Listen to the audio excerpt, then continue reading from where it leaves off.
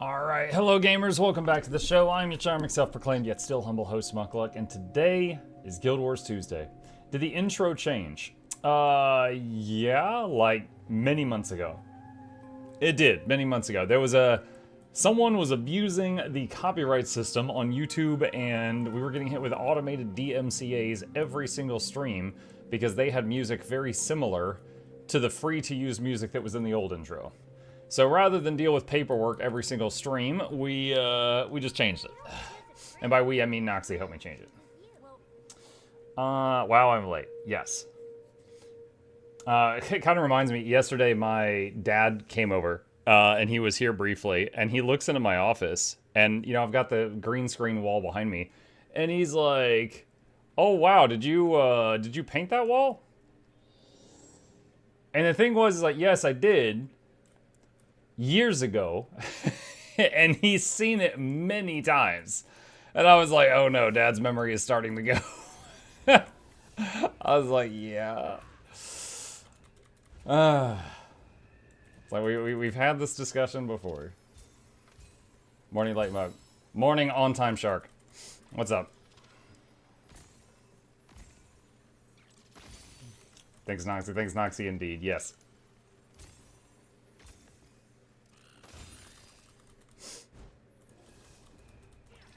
Tell him he painted it? No, he did not. Dude, that was all me. I gained a new respect for painters that day. That was exhausting. And I wasn't even doing, like, you know, any crazy designs or stripes or anything. I was literally just painting the whole wall one solid color. But, dude, I remember my back was killing me when I finished that.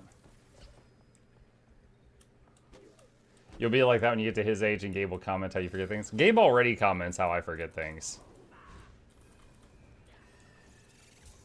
Been debating about doing Guild Wars 1 for Hall of Monuments. Have you done the 30p? What's an average time to get there? Okay, I know what the Hall of Monuments is. I've played Guild Wars 1. What do you mean 30p? What is 30p? Hi, bro. Hi, Ardent. 30 points. Hang on.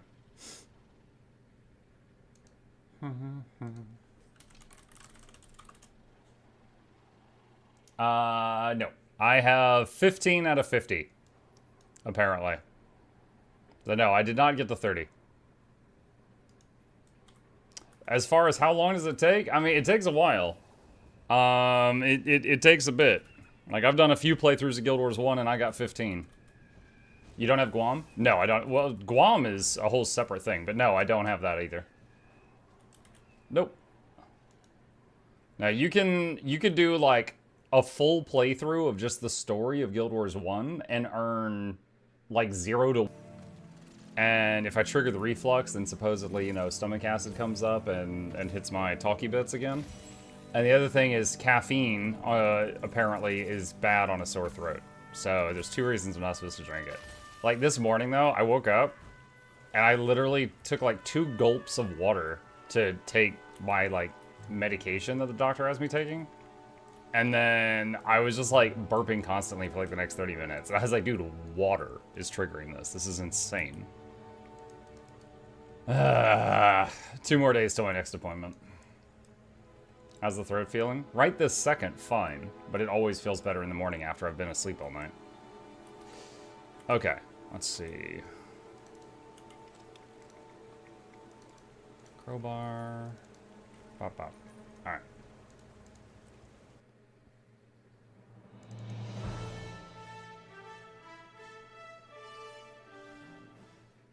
Caffeine's acidic by default. Maybe that's the reason.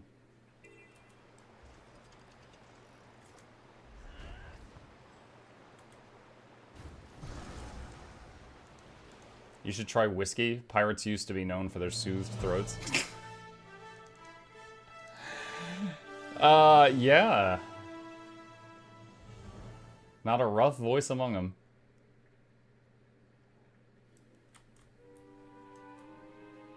I imagine whiskey would burn even if I wasn't having my current problem.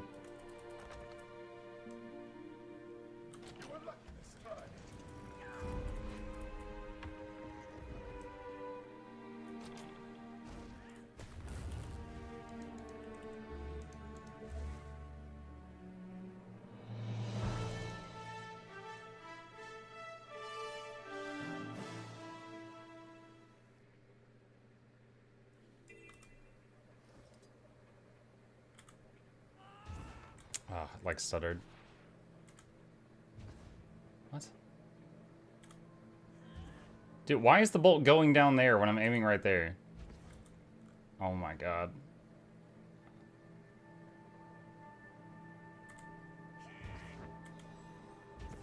There we go. Okay. These mirror games, they're so clanky. Enshrouded update 8 to drop today. There's a highlight video and patch notes. Ooh. Like, have you ever done trib mode of SAB? Yeah, I tried it once. I mean, it's really annoying. And, like, if you want the reward from it, I would just say get, like, a video guide from it. Or a, one of those pathing overlays. And then just follow that to get what you want. But going in there blind, like, oh my goodness. How is Dad Sim? We made a lot of progress. Made a lot of progress. I think, because I saw online, what's his name, Dan's Gaming, posted a little review tweet on the game. And he said he finished it in like 14 hours and he did all the collectibles. So I was like, okay, well, where am I? I'm at 7 hours, so maybe like 1 to 2 more streams and we'll be done.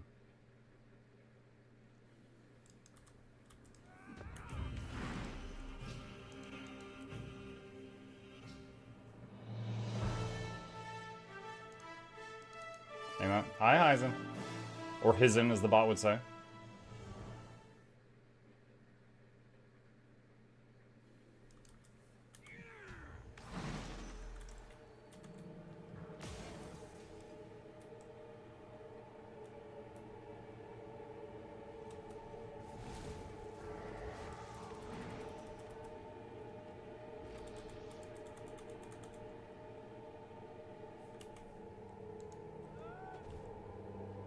Ratmancer?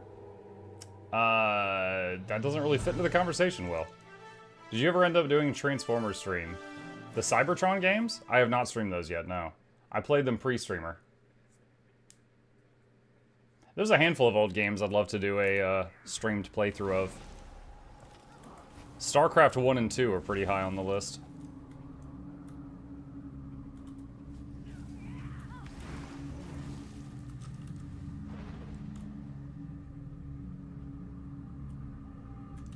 Prove your strength to Ox by becoming the Ox.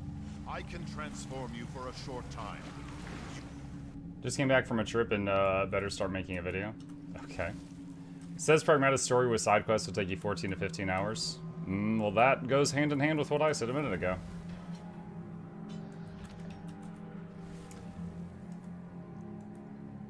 Is today the new info expansion day? Oh boy! And not that I know of. If so, let me know.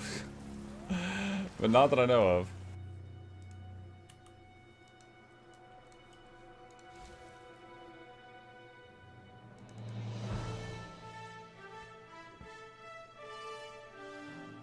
I mean VOE next chapter. New info on the next chapter. They've been doing some really weird teasers on like Twitter and Blue Sky. And I'll show... Hang on a second. Where is... Let's see. It's lagging so bad.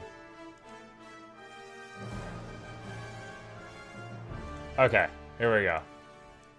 Alright, so first, a couple days ago, they tweeted this.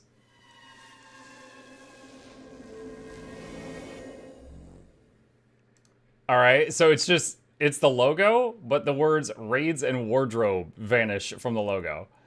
And so I posted, oh my god, they're deleting raids and wardrobes. And it is concerning how many people thought that I was serious. I was just being stupid. And I actually got more likes than the original tweet. So then they post, when variables collapse, only one solution remains viable. And then they show raids and wardrobe disappears again, but then just like a loading symbol appears. And it's like, what? Like, dude. An anonymous user gifted a tier 1 sub sense. to Mom's Butthole. Thanks, anonymous user. Then another day later, so this is the next day, they said even under their shadow protocols, resilience must persist. And then this one, it vanishes. And then it changes to the only way. And we can see the evil Asura lady up here, whose name I forget. There appears to be a bunch of corpses on the stairs. And some people down here. This might be like Saye and Ritlock. Like that could be Ritlock from the back, is your team. But yeah, this is kind of cool. The first two teasers is like why did they even I don't know why they even post those. Is that Anka? No, it's not Anka. It's not Anka. There was some funny stuff though. Hang on. Dang it, where is he? Give me a sec. I define that shaman. Oh, here we go. All right, so that shaman on the where is this the one? One sec.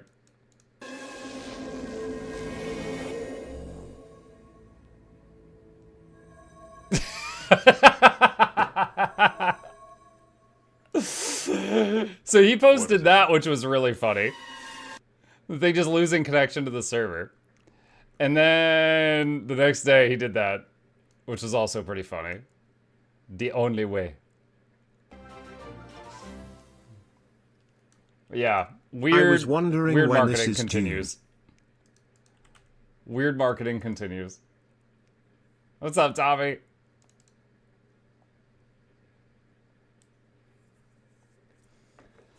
Every time I see Anka, I can't help but hear Timey going, Anka. Yeah, the mocking voice.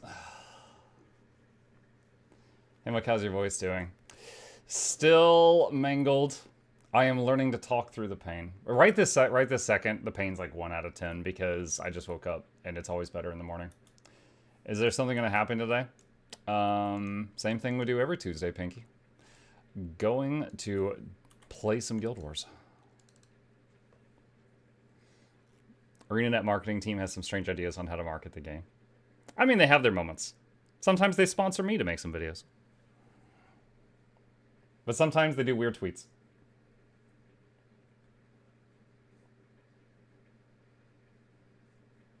Good morning, denizens of the Bone Zone. What's up, wolves? Alright. Oh, is my game still muted? I still had it muted from when I pulled that stuff up.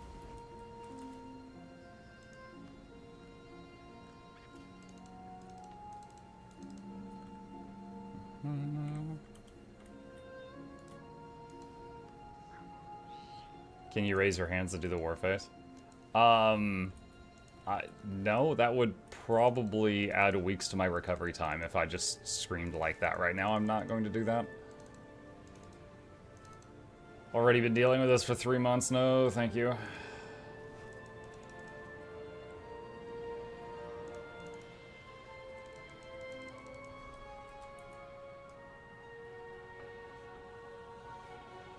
It's always funny to me how it's streamers that end up having all the throat or voice issues.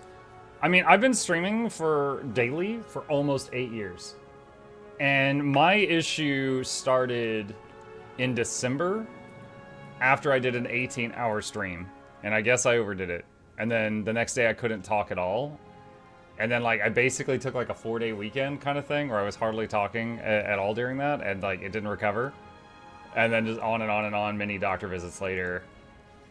And right now I'm currently visiting a guy that does like physical therapy type things for people that have damage here.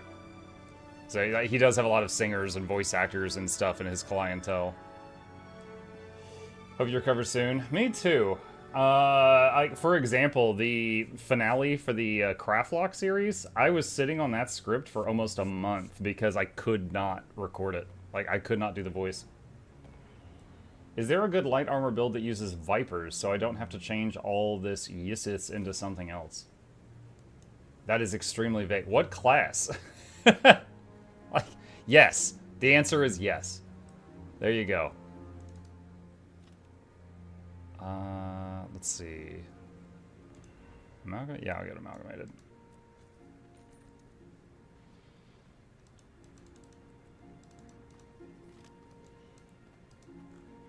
What's this one? Do I have all of these unlocked? I do. Okay. Alright, just get 2 of those. That's fine. Power flow at 30%. Rerouting. Morning, Muck. Hi, Speech. I'm Muck. Hi, C4. Do you have the portable raid exchanger? Yeah, I do somewhere in this mess. Yes, I do.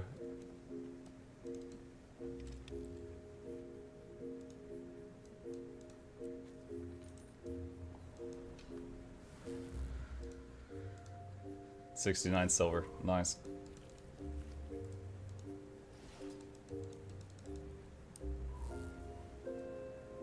What game is this? This is Guild Wars 2. My most played game on the channel.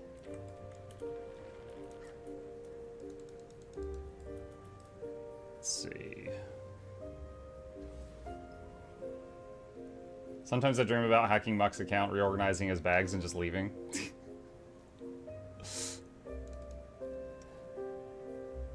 That's like breaking into someone's house and like taking the batteries in their remote control and just flipping them so they don't work anymore, and then leaving. They come in with like the door broken and they're like, what did they take?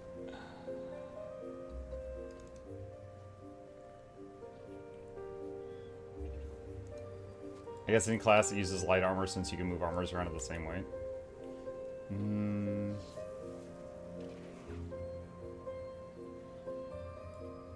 Have you done the new SAB level? Yes. Yeah, I did it like an hour after it came out. I did indeed.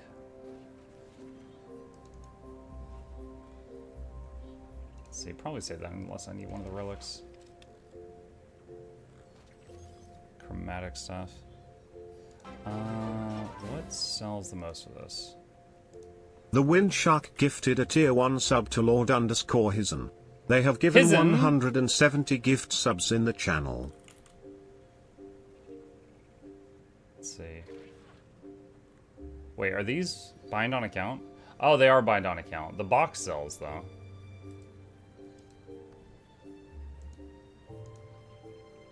There we go. Welcome, Lord Hisen. Thank you.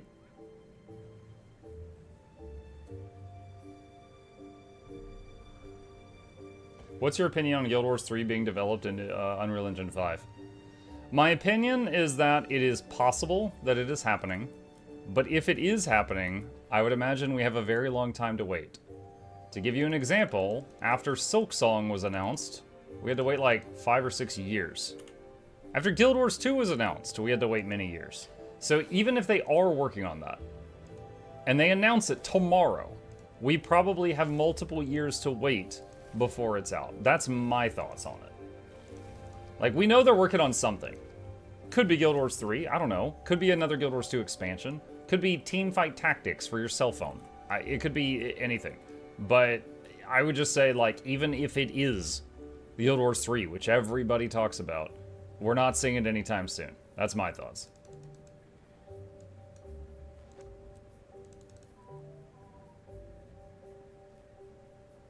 Give him a call. Yeah, sure. Alright, there we go. Guild Wars dating sim? Also possible.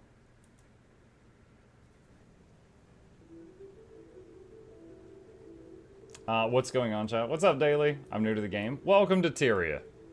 We're just kind of chatting right now. I'm doing just messing with my bags in the background.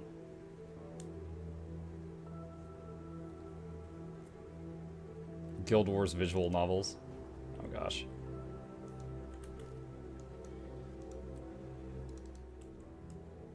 Let's see.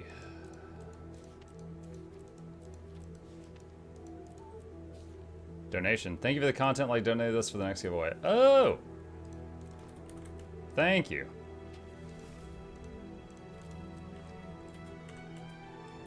Put that into the giveaway vault. Nice. I saw Wizard Hat. Yeah, there was a Twitch drops thing at some point in the past where they gave out Wizard Hats, but I already have a Wizard Hat.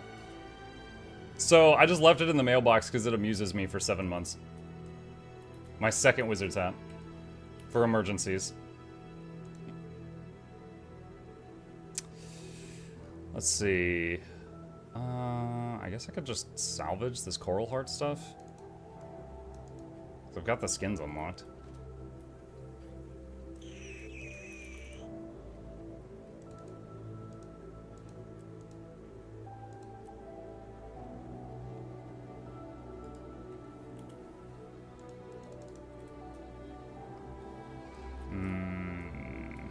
I don't really care about the April Fool stuff.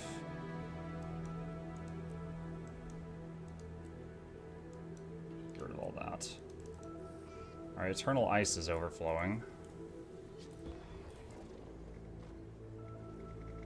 Eye of the North. How many Bobble Bubbles do you have, and how to farm them? So, I farm my home instance every day. And in the home instance, among other things, you get bubbles if it's a full home. So I very slowly generate bobble bubbles year-round. And then also you get more if you are playing in Super Adventure Box. So right this second, I've got a total of 60 bobble bubbles without really trying. Just like, I just build them up over time. Can you say bubble bubble 10 times? Yes.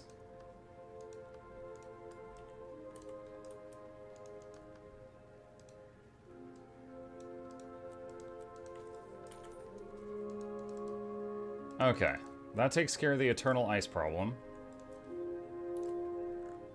And over here. Did you get the weekly SAB merchant items like Draconic Lodestones? It's good money. No, I didn't.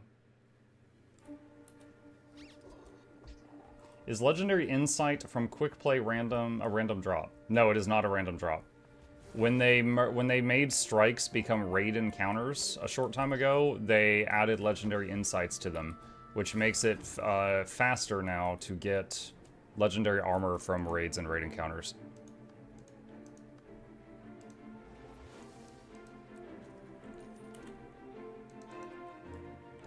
There's that.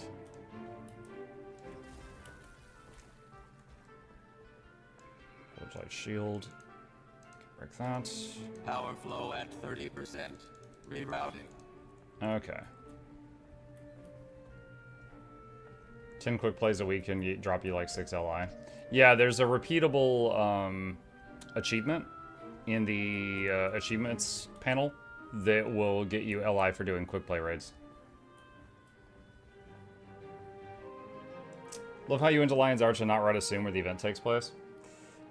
Honestly, they kind of reprogrammed me, because for many years, the Bauble Merchant was in Radasum year-round, and then they removed the Bauble Merchant from Radasum, except for during the festival. And so now, 11 months out of 12, the only merchant to go to for what I just did is in Lion's Arch. So it's like I've been reprogrammed to come to Lion's Arch for Bauble Bubbles because of that. What's LI? Legendary Insight. It's an item like when you beat a raid boss, it drops, and they stack up like a currency. And when you are making legendary armor from raids, you will need a lot of them. And you get one per boss kill, and then you also get some more for different achievements, like quick play raids.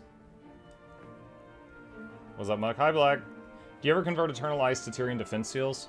I did it once or twice, and I was kind of on the fence about it, and so I just went back to trophy shipments after that. I don't have any math to back that decision up. That's just me choosing with my heart. Is there a patch today? I don't know. Muck, yesterday I was booted from a IBS plus DS strike run because I didn't have KP.me. Weird. I have never been booted from a group because I didn't have KP.me, but I've always just made my own groups. So.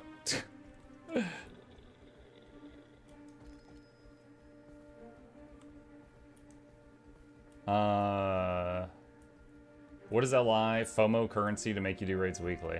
It's not FOMO. Like, okay, we could have a whole discussion about LI. It's not FOMO, though. FOMO is fear of missing out. LI is not, like, going away if you don't get it. Like, you've been able to earn LI every week for years, and that hasn't changed. I had a max character on the original Guild Wars. I'm thinking of trying out the new version. What's up, Love? You might like it. And it is free to play all the way to max level if you want to give it a try. How would I know how much DPS I do if I use G-Force now? If you beat on the Golem in the testing room, in the Special Ops training area in Lion's Arch, every 25% of its health, it spits out how much DPS you've done up until that point. So even without any mods, you can do that. Just go in there, make a Golem, do conditions, do boons at the console, and then wail on it until it's at 75% health. Keep in mind, if you've got, like, for example, a talent or a trait that increases your damage if the target is, like, below 30% health, stuff like that, you're going to get more damage when it's low than when it's high. Necromancers, Revenants have stuff like that. You could use Arc DPS. Well, they said if they're on GeForce Now, and I don't think you can use Arc DPS if you're on GeForce Now, but you can correct me if I'm wrong.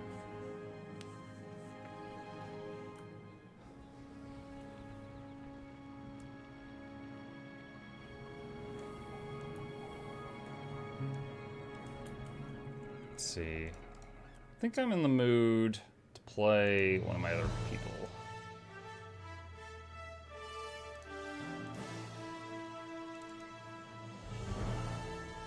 Cloud Gaming? Yeah.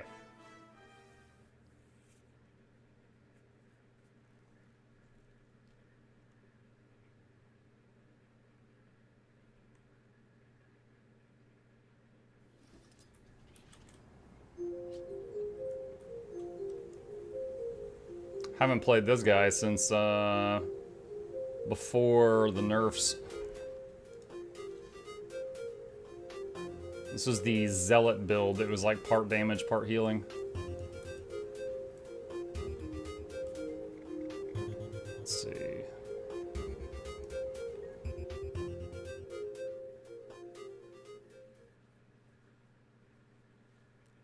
Think it needs concentration. Yeah, I'm gonna go poke at the golem for a minute and take a look.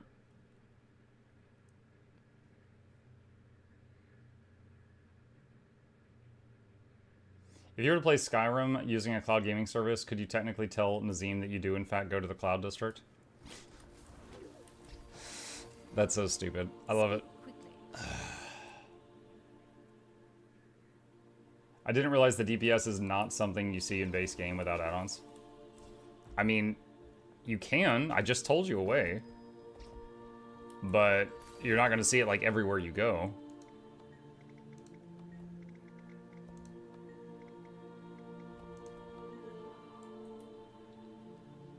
Welcome. Feel free to approach the console and begin combat practice. If you have any questions, I'm all ears. Alright. Take a look here.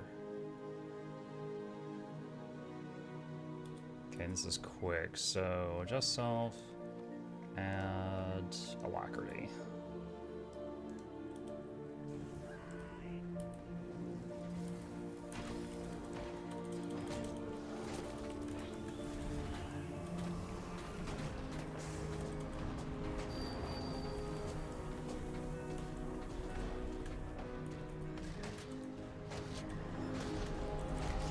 Oh man, I'm so rusty on this character.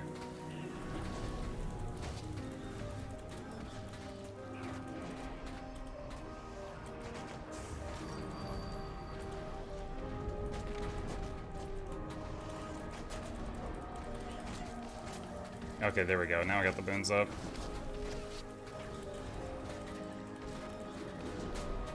That one's stability, right? Yeah.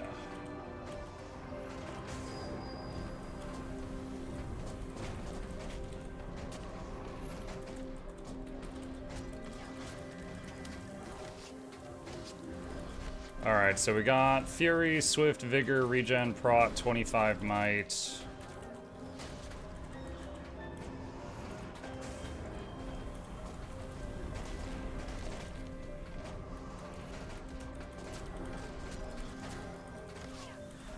Okay.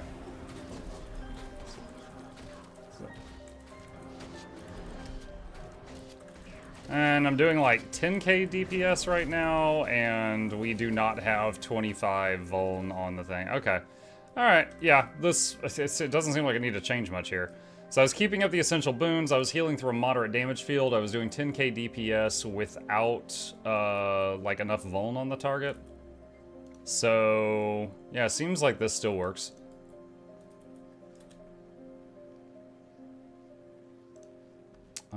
Let's see. I was using Zealots there. I had Selly over here. This is Celestial. 10k is crazy. Well, as a healer, yeah. Again, this is a heal build. This was a hybrid heal build. Okay.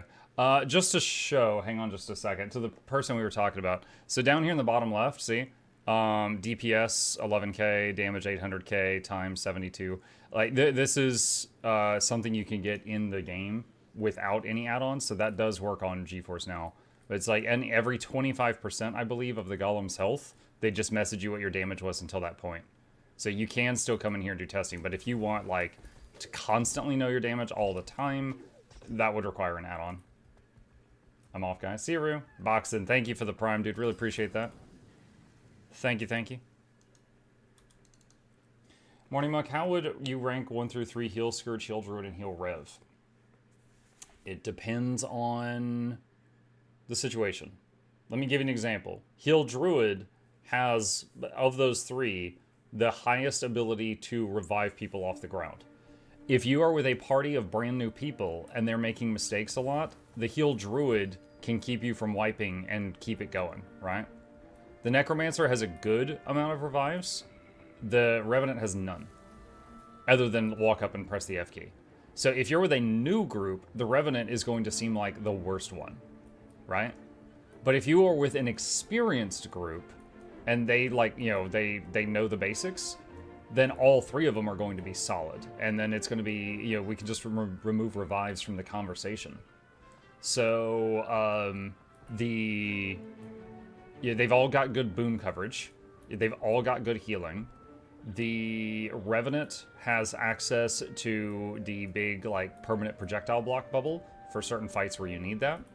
The Scourge has barrier spam, which is very powerful. You know, basically increasing the max health of the party by up to 50%. So that's extremely popular for certain fights. Doesn't the Necro have a trait where you can't bleed out? Yes, in Blood Magic. But, so, like I said, the Druid, every 48 seconds, can revive like 10 people with a snap of their fingers with Glyph of the Stars. They can revive 1 person with Search and Rescue, and they can revive 1 person with Ally's Aid. So they've got 3 revive tools that all have like a 48-second cooldown that are very powerful.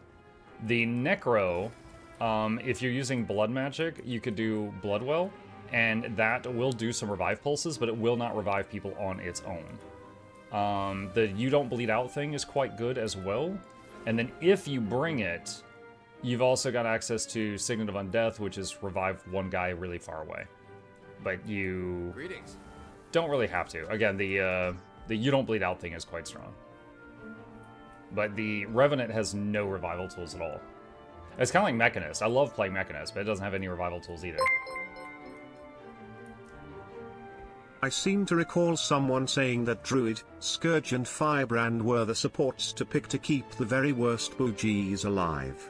How the times have turned. Mukluk time. So, thank you for the bits.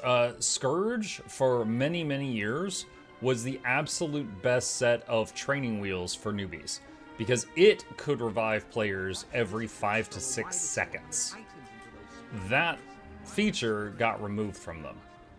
They can still do some revival tricks, but not nearly every 5 to 6 seconds, you know?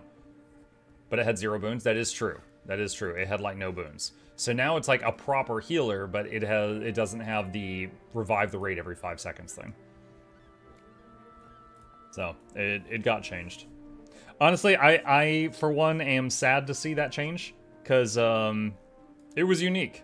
You know, it's a Necromancer being really good at saving you from the brink of death. That was kind of cool. It was kind of in character.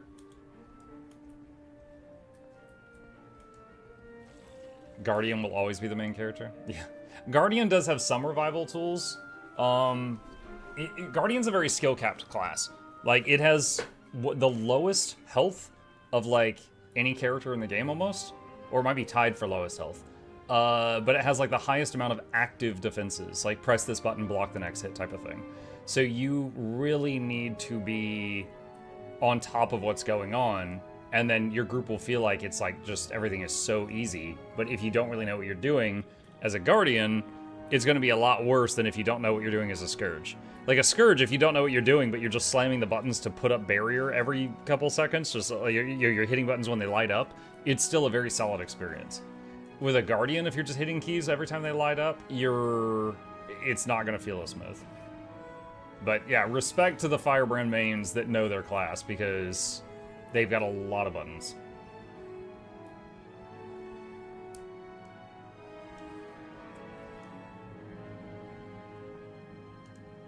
My Guardian is only my main character because she looks so fabulous.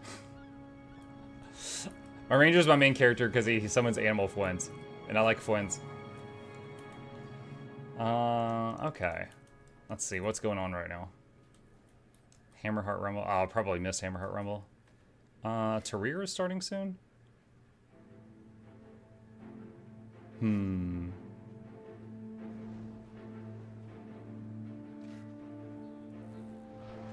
Could do Tarir, or could you just try to set up like strikes or something? That could be fun. What are the daily raids right now? Gorseval, Harvest Temple, Veil Guardian, Samarog. These are all pretty easy. Maybe we could set that up. Hey Monk, thanks as always for all the Guild Wars 2 guides you give us. You're very welcome. Gonna have to make some new ones. We know in the upcoming content patch, there are 2 new legendary accessories. There's one that's somehow World v World related, and one that's somehow PvE related. So we're looking forward to that. 2? And what we don't know yet is that is either one of them not unique. And what I mean by that is, for example, the legendary vision accessory, it is unique. You can't just get 2 visions, right? So we do not know if these 2 new accessories, like, if you're just a World v World junkie, can you get the World v World one twice? We're still waiting to find that out.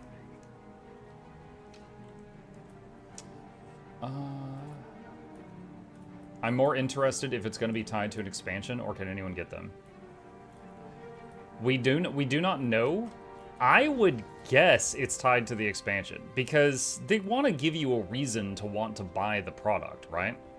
Like, the game doesn't have a subscription fee. They want to make features that make you want to buy the X-Pack so they can pay their bills. So I would guess it's going to be tied to the expansion. Like, hold on. I'm trying to think the recent ones. Like, for Klob Jarny, you needed Janthier. For Obsidian Armor, you needed... what was it? Secrets of the Obscure. For the Weapon Master training, you needed Soto. You know, like, I don't think any of those were free to... I guess, was Acacia? The Acacia from the Fractal Gloves? There was those... But they didn't announce those as part of the expansion, remember? When they announced that, like, when they did the, hold on, like, here's the release schedule for the current expansion. When they released this schedule for that expansion, Acacia wasn't on it. That was a surprise. So that was kind of separate. So technically, if we look at this, from the very beginning, they told us 1 legendary accessory was coming in Update 2, but there's actually 2 legendary accessories coming, which means it's possible one of them might be off the restrictions, but the other one, I would bet that it is.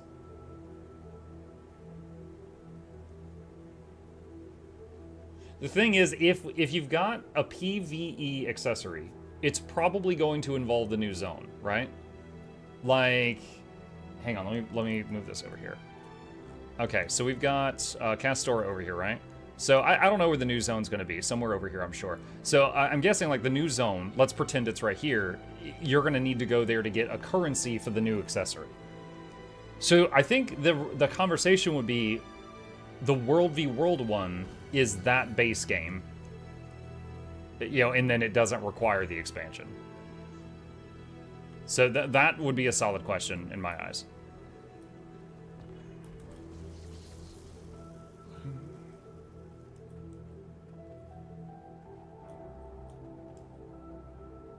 Not gonna lie, I have no interest in crafting at all. Well, for me, it's like, you know, more endgame content to do. You know, like, I'll look at the graphic. Because, like, for example, the Vision and Aurora, they've got graphics, right? You can turn these on and off. So I'm sure the new accessories will have a graphic. Like, the new ring, Endless Summer, has, like, the little crabs around your feet and the sand castles. So I'm sure that the new accessories will have a graphic. The question is, do I think it's hot? And if I do, I'll go for it. I mean, honestly, I'll probably go for it either way just to make guides on it, but that will determine whether or not I use the thing. I was amazed someone managed to drag you back to SAB. Honestly, like, I love collabing with other creators. I had a creator the other day that had like 100 subs, like on their YouTube channel, and they asked me if I would voice a character in one of their like Guild Wars 2 Machinima videos. And I was like, yeah, sure, sounds fun. And they were like, oh my god, really? I didn't expect you to respond. And I was like, yeah, send me the lines. And I did it. I love collabing with people. In the case of Annie Fuchsia, you know, she is, I knew who she was because she was in the World of Warcraft OnlyFans thing, and she was also in some of Grubby's Warcraft 3 tournaments, both of which I enjoyed watching. So I was like, oh, shoot, yeah, I would love to try to ease your time in Guild Wars 2. Now, unfortunately, among the 10,000 hours I got in this game or whatever, she asked me to help her learn one of the things I knew the least in this game, and I was quite self-conscious of that, but that's on me. So we were kind of fumbling our way through Super Adventure Box. Alright. Chat, for those of you interested, I would like to do the daily raid encounters and like the IBS 5. I am on EU servers right now, and I'm feeling spooky, so I'm gonna play Spooky Muck. But if anyone's interested, there's the squad join command. If we don't get any takers, I'll try the group finder. I love collabing with people, just not if it involves naming towns or ships for the bestest race of almost. Oh my god, Darth. That's not a collab. That is not a collab.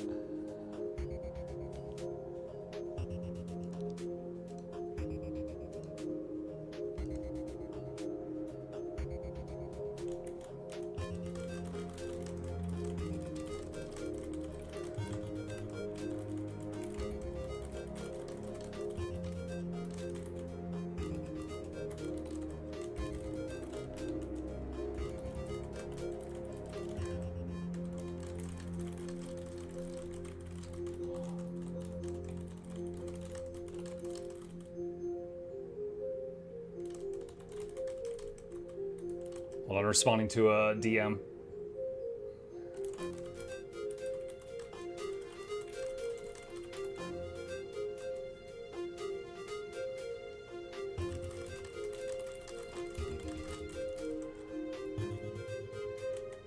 Okay. All right. Let's take a look. Oh my god, the group is full. Holy crap. Okay, so currently I'm quick heal. Do we have any Alack DPS? Silva says Phil. Silva, can you Alack DPS? Is that possible? Okay. And then... let's see. Koopa said Boone heal. Okay, we get you. I love all the supported joys. I don't know which Boone is Boone heal. Is that either one?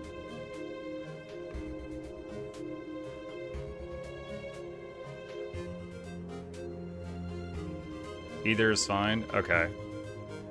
Alright. Koopa, do Alack heal. And then Flea, do quick DPS.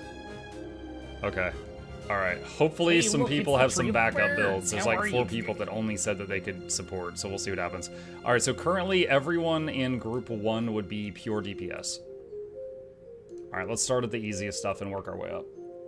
Muck, you just called the budget-friendly Keanu... Wait, what? Muck, you were just called the budget-friendly Keanu Reeves. I'm not sure if you should feel offended or happy. I'm confused. Wait, what? Of course she'll ask to collab with budget-friendly Keanu Reeves. I've been called many things. That has not been one of them. There was one guy, and I remember this very clearly. There was one guy once upon a time who said, Muck, you look like Tom Cruise, but not the Tom Cruise, like, not the real Tom Cruise. You look like the Tom Cruise that you would get if you couldn't afford the real Tom Cruise. You're like a budget Tom Cruise. I'll be right there. Give me that. And, like, that dude pops in, like, once every 6 months, renews his sub, and he's like, what's up, Tom? Conditions have gotten worse since Spangar left. You'll have to find another So, way up. because of just how weird that whole talk was, I remember that.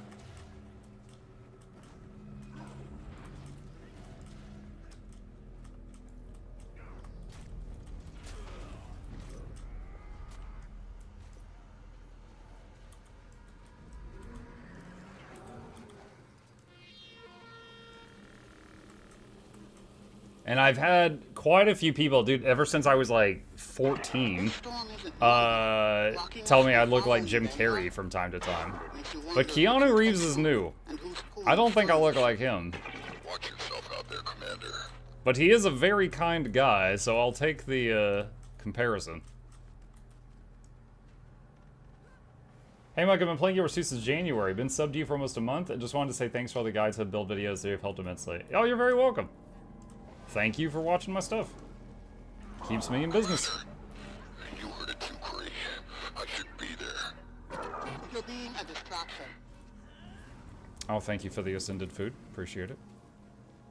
Mike, is there an easy leggy weapon to get that's not a hard grind?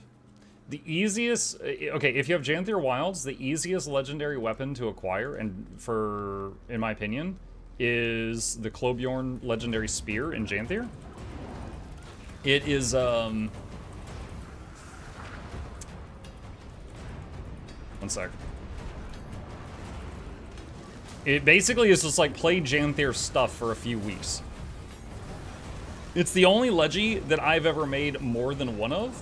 And what I did is I basically made, like 4 of them. And I kept one, sold one, and gave away 2. Like, it's literally just play Janthier content. It's really easy.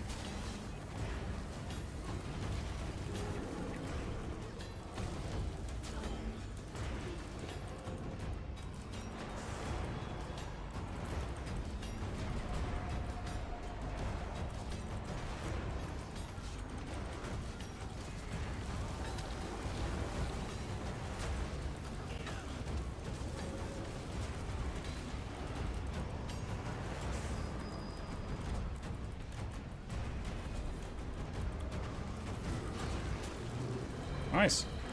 Yeah, cool. This build still works, chat. Sounds like that worked out okay. But no change. I mean, honestly, I think the only real test will be like the Bone Skinner, because that one is higher healing requirement. But right now, we're covering the heals, we're keeping the boons up, we're doing like 10k. Nice build. I can't take credit for making it, but it is fun. I believe Teapot, Mighty Teapot was the first one who put this on my radar.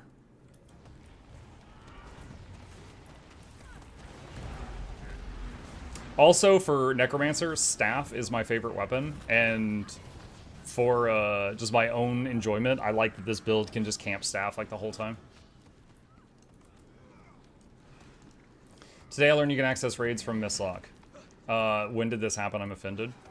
Crimson, I can tell you, you've been missing out on that feature for years. I'm a liar. They added that, like when Acacia came out, when they added quick play raids, they added that.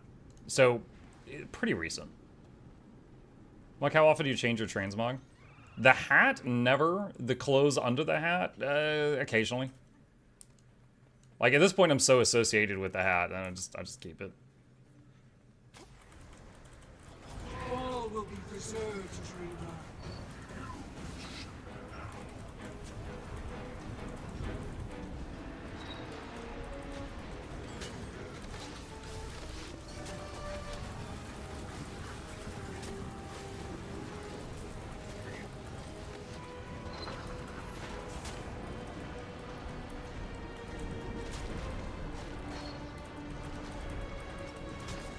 Guide the arrows, my claw.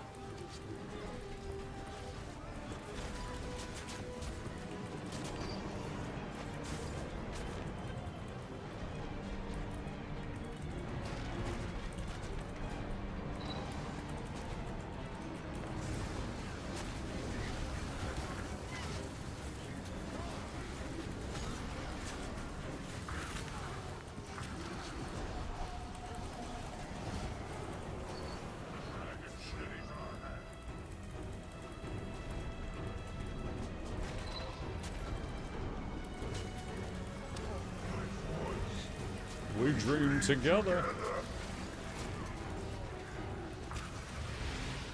Nice. That's the least amount of enraged bear I have seen in a long time. Look at this group going the extra mile to lower their health at the same time. Freener. Need a drink of water.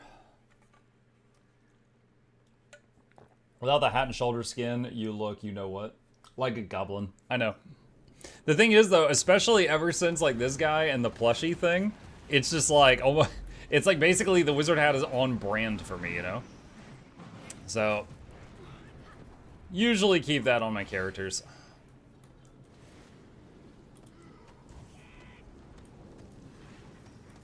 I can see you've traveled far.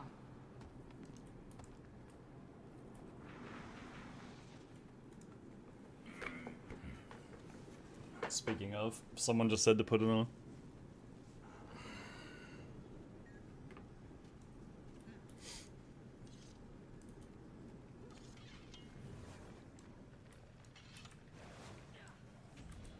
Dream with me.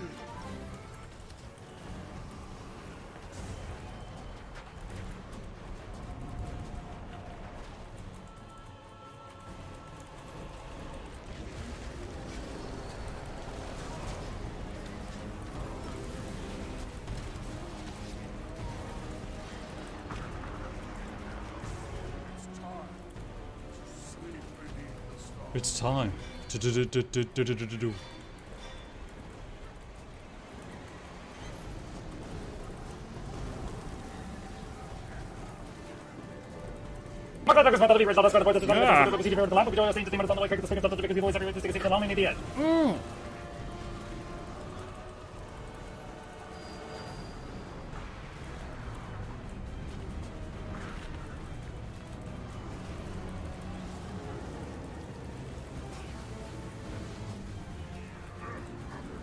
Who was that? I have no idea.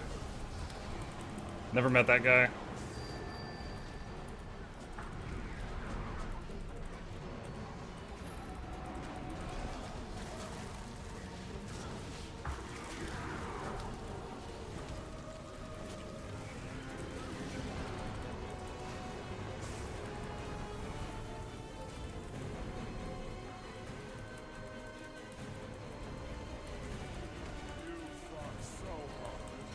But your long day has ended.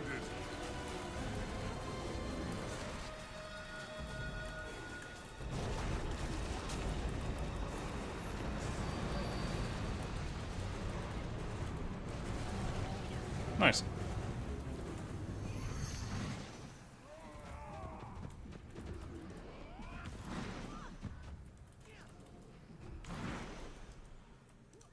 I'm like doing a Bane impression. No one asked who I was before I put on the hat.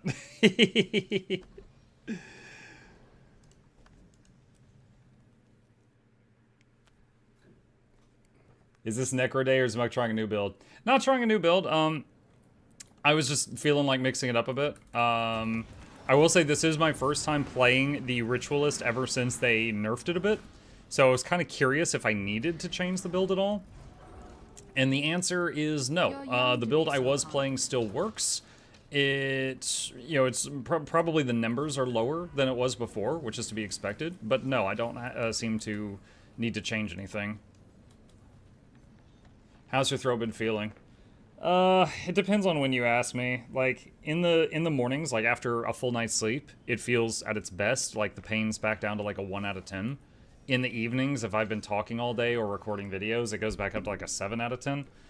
Right this second, I'm fine. This is early morning for me. The pain is low, and I've kind of just gotten used to talking through it. So it's not ideal, but, you know, I can work, I can chat. My next appointment with the doc is in 2 days, and then they'll see if they need to adjust our treatment plan for whatever's going on.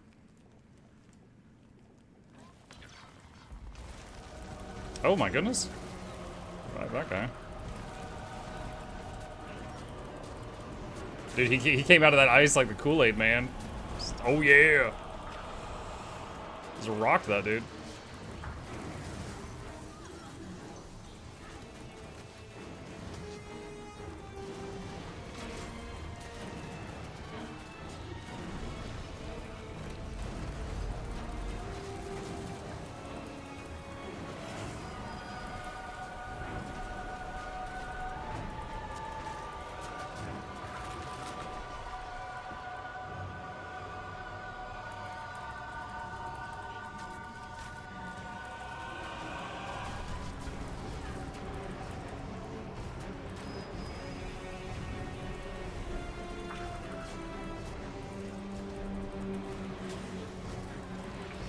Don't stand inside his hitbox, guys. The chains will get you.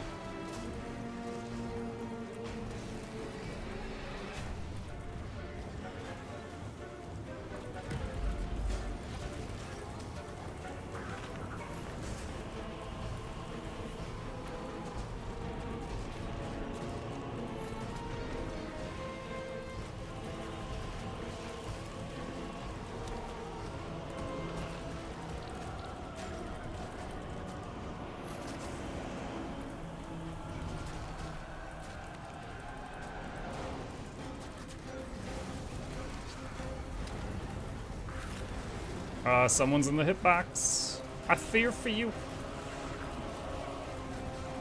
I don't have search and rescue right now.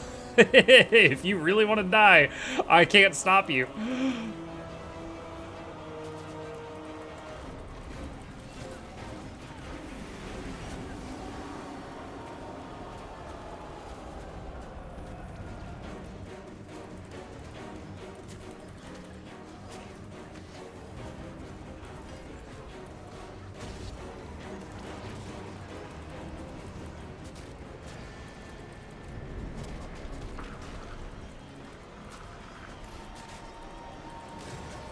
He's gonna start doing the bullet spam in a moment.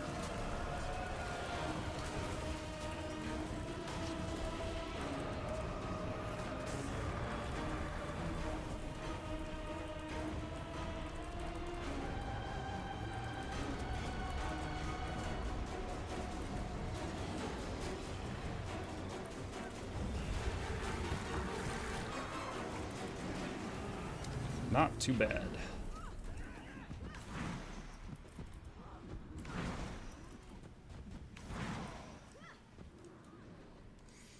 Okay. Bone Skinner. Let's see. Wait. You cannot... Wait, what? It's saying... Okay. It's saying I'm in combat, so I can't queue for the next thing. Hold on. I'm gonna leave the instance and then queue, so it'll just take an extra second. Vampire Crawlers released today? Yeah, we tried that during Steam Next Fest. That was a fun one. For anyone who didn't see it, is the people that made Vampire Survivors have a new game coming out. Okay, this is weird. I need everyone who's in the Whisper of Jormag instance to zone out. We've got like a glitch right now, and I can't queue us for the next thing until everybody zones out of there, if you would please. Okay, I think that's it. Okay, cool. There we go. We're back on track now.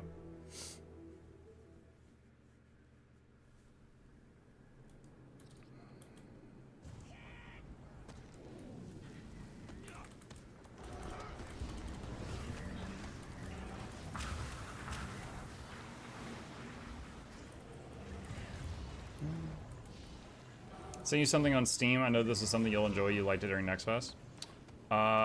You sent me something on Steam? What, like a gift or like a DM? I don't see any DMs. Pending gifts 1. Oh, it's literally what we were just talking about. Yeah, okay, thanks. Yeah, that was a fun one. I can see you've traveled far. Thank you, Enshrouded.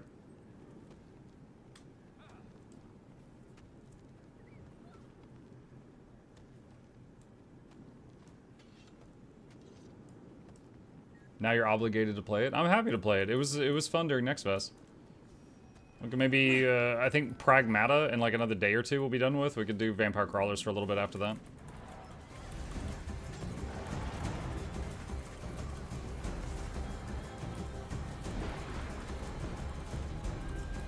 Alright, I do not have search and rescue. So hoping that people don't stand in bad stuff.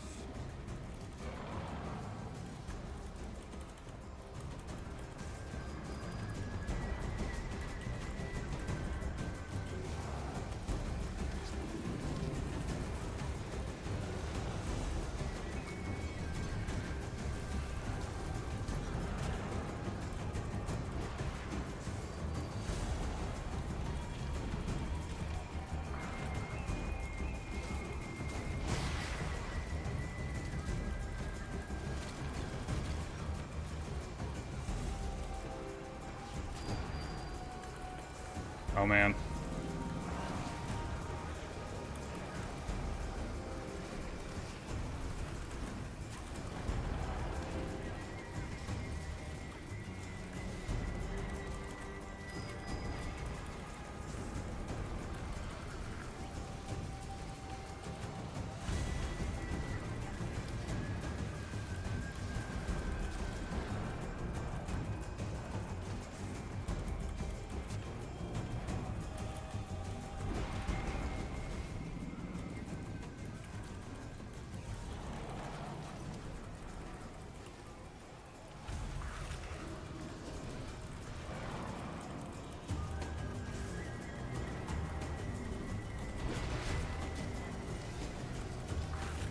Dude, what is with the movement of the group?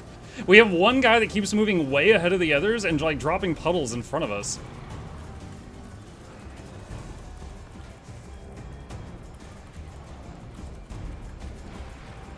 Oh my god, we're gonna kill it, but goodness gracious.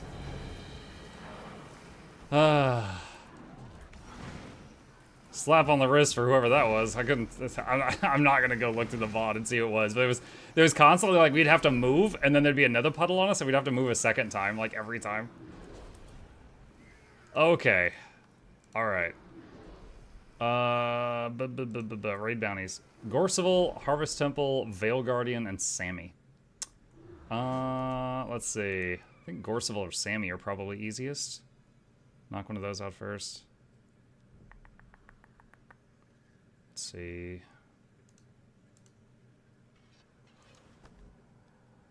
Gorseval. Do Gorseval first.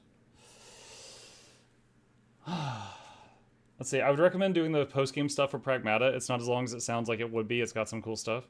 Oh, yeah? Let's get to work.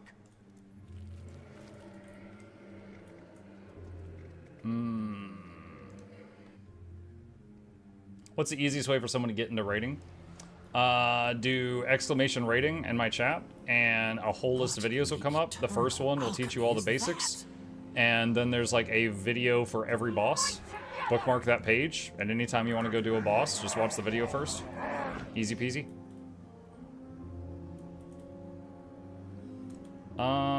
Let's see. I've got some Selly gear. So right now my toughness is 1300. Do we have anyone here who wants to dedicated tank? If not, I can move stuff around and make it happen.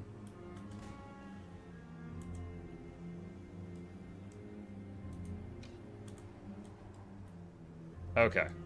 Alright, I guess that's me. Let's just do... I don't know, I could try Zealots? Hold on, what's my boon radius? I want to make sure I'm still hitting the party. 300. Oh, that's gonna... I mean, yeah, that could be kind of rough. Alright. Okay, we'll try to make this happen. So, first off, let me change my gear stats for this fight. What, like Minstrel? No, let's a Giver. Alright. So, there we go.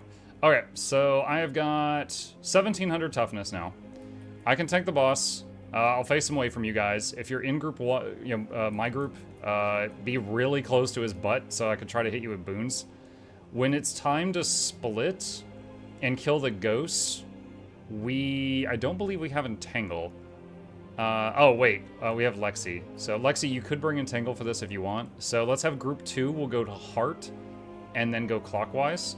Group 3 will go to blue square and then go counterclockwise when it's time to do the split.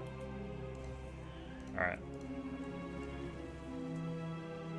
That should cover the essentials. Okay. Let's see. He will survive against us.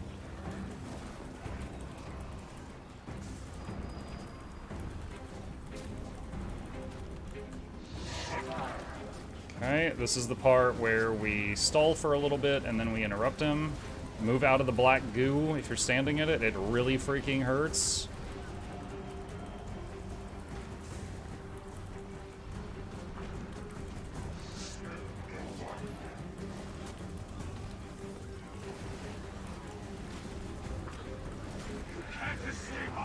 Okay. Alright, split. My group go to heart, other group go to the blue square, and then go to the nearest ghost after.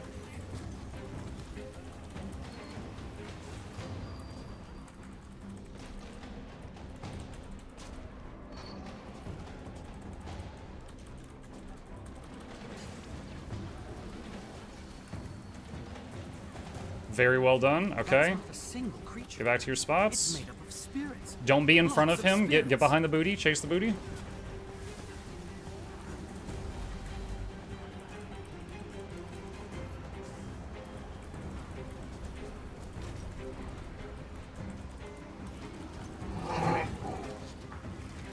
Okay, don't stay in the black goo.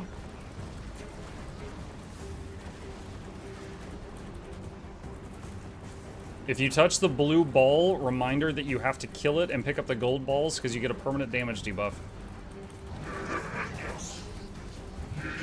Okay, kill the ghost, split up, split up, split up.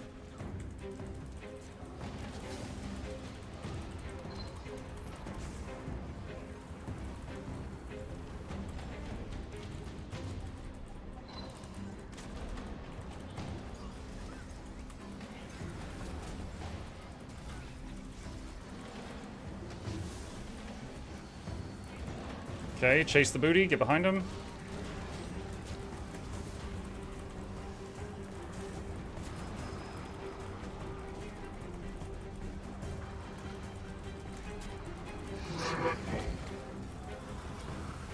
Okay, we need to interrupt him.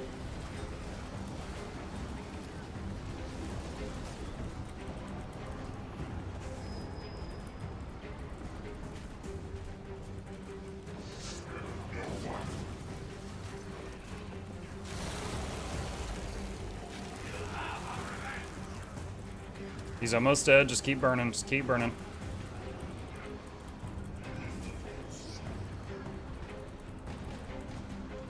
Nice. All right. That was pretty good considering our group composition. Okay. Let's see. Turn that off. And let's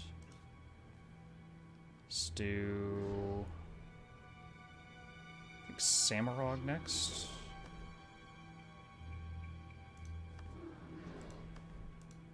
Today's Tuesday. It is Charmon. What's up? Who bullied Muck in a rating? Hey, Blue. The daily raid encounters were some of the easier ones, in my opinion. So I was like, oh, hey, let's do it.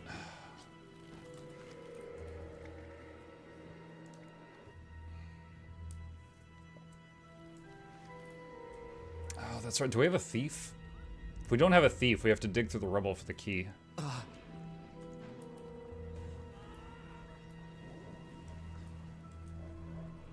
I can pick this. Nice. Okay. I'm assuming everyone knows the fight. So let's just go over the requirements here. Make sure you bring CC. There are a lot of CC moments. And we need knockbacks for at 66 and 33% when we have to play pin the tail on the donkey. Do any of y'all have knockbacks?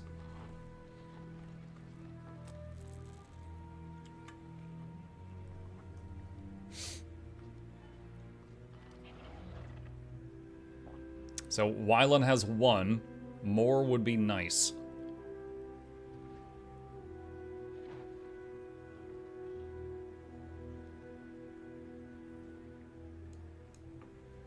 I could jump on my NG? Okay.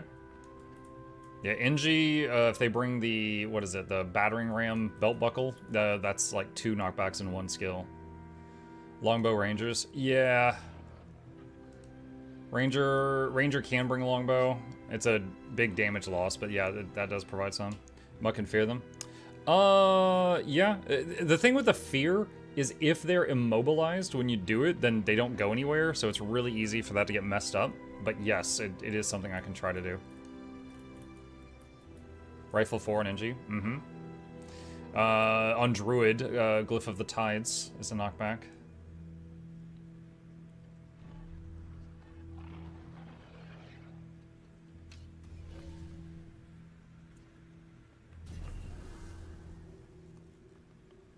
Okay. Sanctuary. Sanctuary is good for the times we gotta CC the boss, but when we have to knock the little guy into the boss, like, precisely, it's not really good for that. Okay.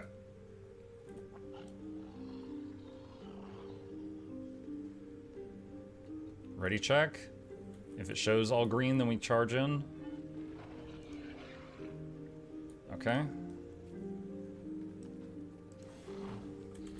Alright, remember, chase the booty, jump over the shockwaves.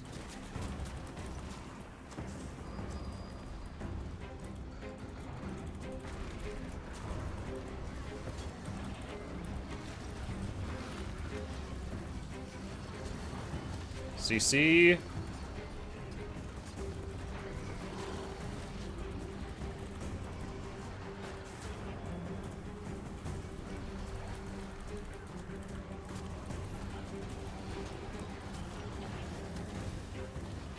CC.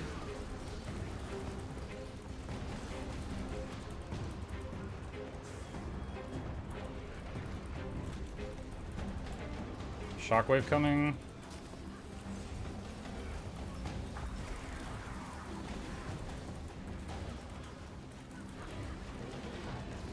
CC.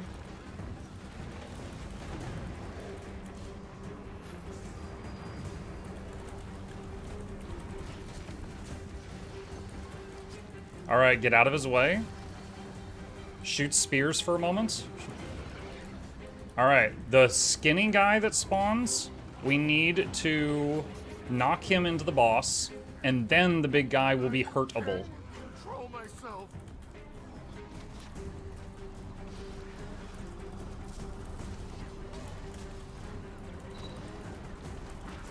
Again, keep knockbacking the little guy, Rigom, into the boss. Just keep doing that. And then hit Gould him.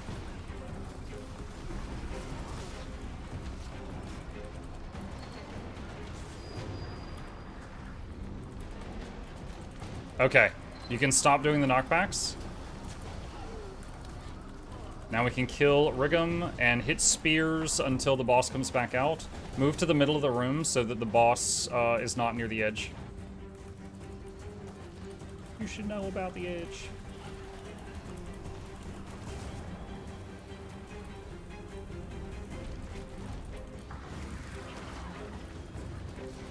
CC.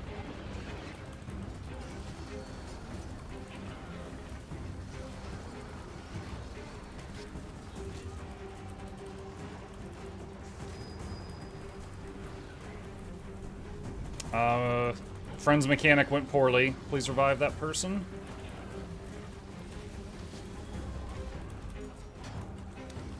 CC.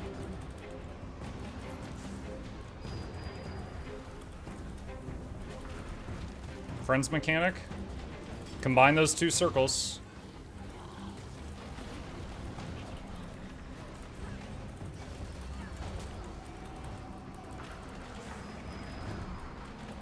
CC.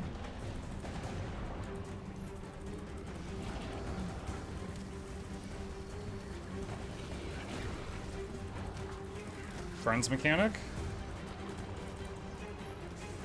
He's almost 33. At which point he is going to... Okay, just shoot spears for a moment.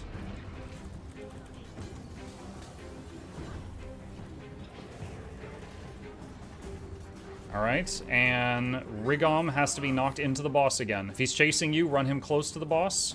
If he is, Yeah, okay, good.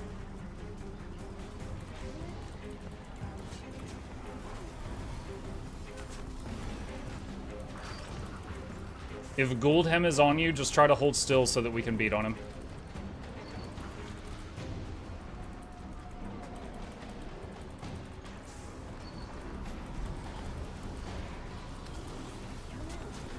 Okay, you can stop doing knockbacks.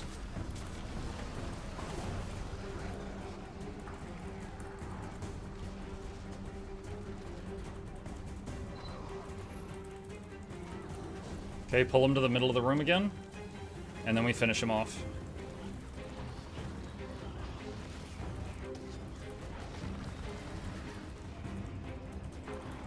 CC.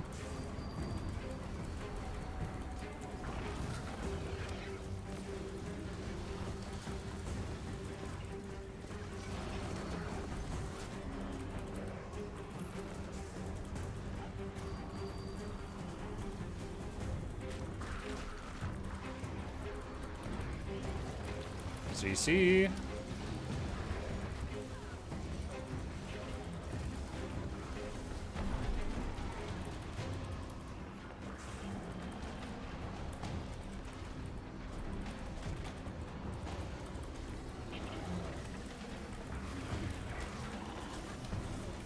The final CC.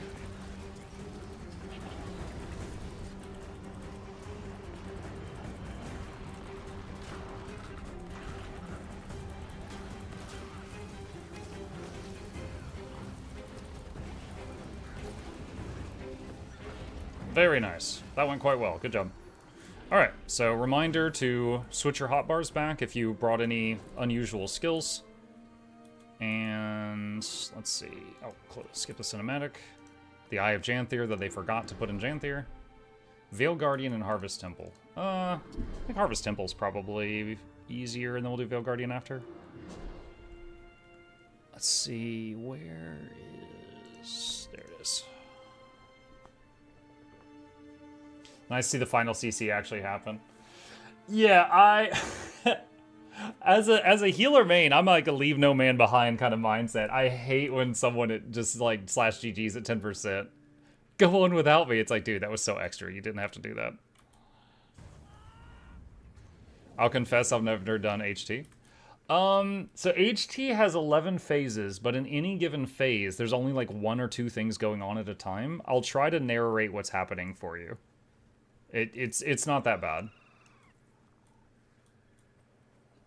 Thoughts on the health of the game post nerfs? I think they need to do the nerfs again.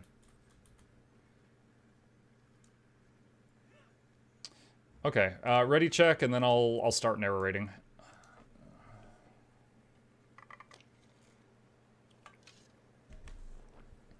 Okay. The 2 supports near the middle, 2 DPS north, south, east, and west. DPS, there's going to be these little black blob monsters. You kill those. The healers are going to be pushing the big marble. If you're not a healer, please don't help with the big marble.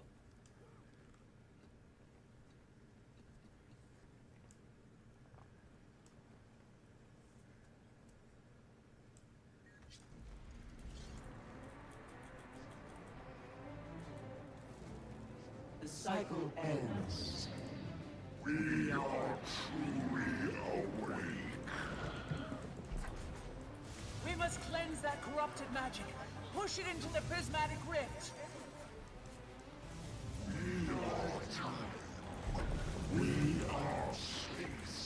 Pushing the marble to the 2nd spot out of 3 spots. Pushing the marble to the 3rd spot. In a moment, everyone will need to CC the big ball. Prepare to CC the marble. Now. It's been purified. All right. Everyone go to the heart marker. Aren't you tired? All right, Jormag phase. Red circles, run them out, go boom, come back. It's not complicated. I will set you free. Wow, that is the worst red circles I've ever seen in my life. Okay. That was something special.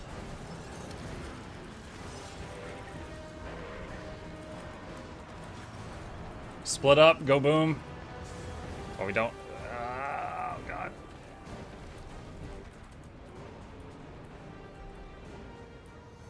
All right, Primordius. In about 10 seconds, he's going to do a massive AoE. If you do not have movement skills, run across the platform now. If you do have movement skills, you can stay a few more seconds.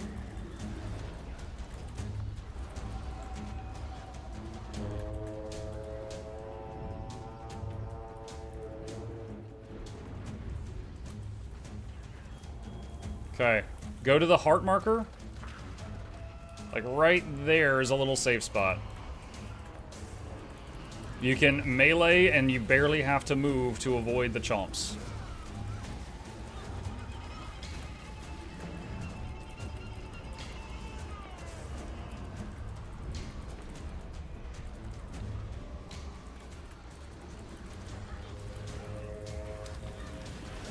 Keep hitting him, keep hitting him. We will burn him before the phase change. Alright.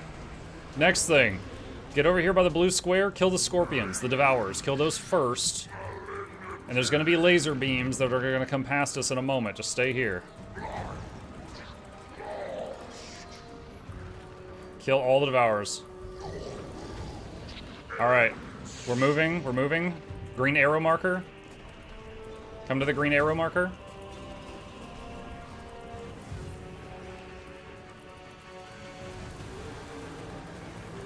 Alright, now from now on, just keep going where the last laser was. Keep swapping between the blue square and the arrow marker.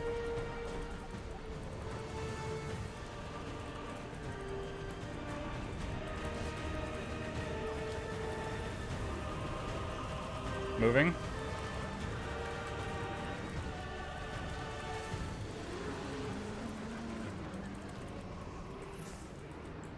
Okay. There's a dude over here we gotta kill. Come to me. Another corrupted orb. After this guy dies, DPS split up like you did at the beginning of the fight, and the healers will push the marble again. Okay, healers are on marble. DPS, you're moving around the room, and you are killing the little black blobs. If the black blob touches the marble, the whole raid gets punished.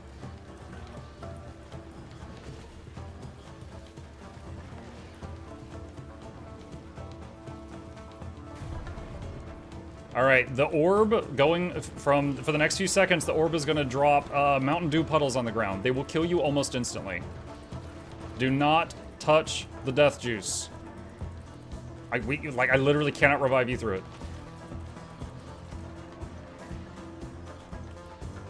Prepare to CC the marble without touching the death juice.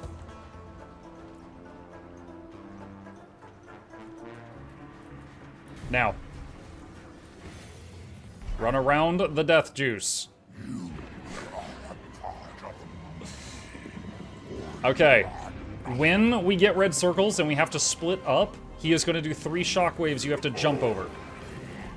I repeat, when you see red circles on all of us and we have to split up, you will have to jump 3 times.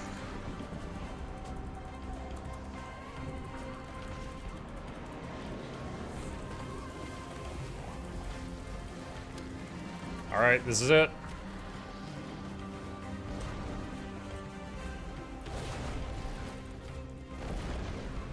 Revive, revive, revive.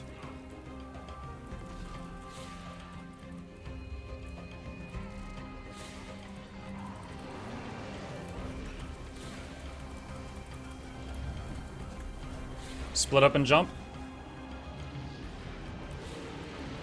Alright, giants. The giants drop death juice. Do not stay near them. Do not stay near them. Melee, be very, very careful here. So Zaitan is going to occasionally do a huge red circle. You can dodge roll it.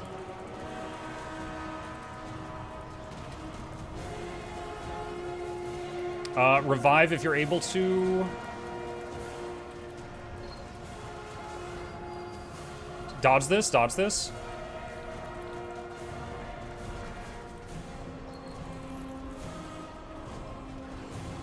There's death juice on the ground. Again, that's lethal. Don't touch it. Okay, hit Zaitan and just simply dodge the huge circles. The rest of it is minor.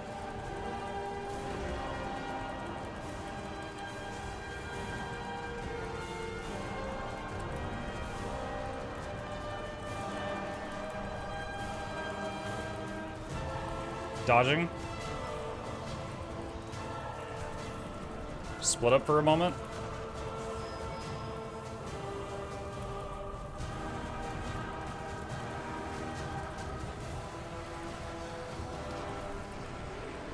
Okay. Go to the arrow marker. There's going to be a small dragon we kill here. And then the marble again.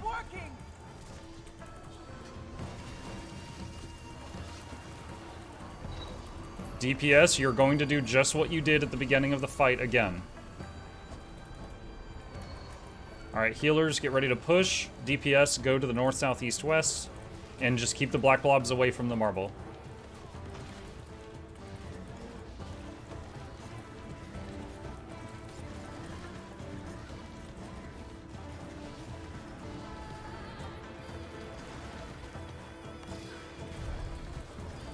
Okay, when the marble reaches the white circle, you're gonna CC it. So just be ready.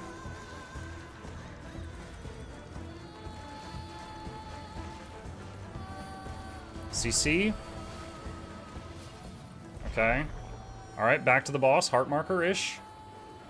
There's gonna be a lot of stuff going on. Just avoid as what you can, dodge what you need to. In about 10 seconds, she's gonna do a tail attack, sorry, a dodgeable thing. Get ready to dodge. Okay, soon there will be a tail strike behind us. Turn your camera and be ready to avoid it.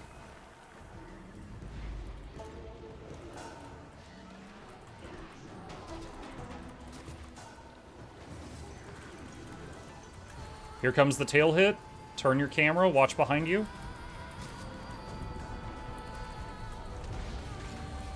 That magic buildup is Okay, devastating. this Don't black let me orb. escape the tower. Block projectiles if you have it. Whatever direction you hit it, it will push away from you. We need to surround it and don't let it hit the edge of the arena. Constantly push it away from the edge of the arena. It is not pushed based on damage, it is pushed based on number of blows. So if you attack very fast, please be careful.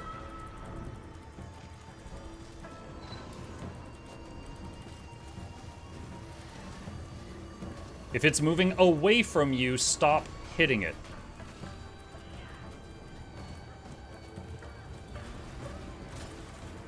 This is more about patience than it is damage.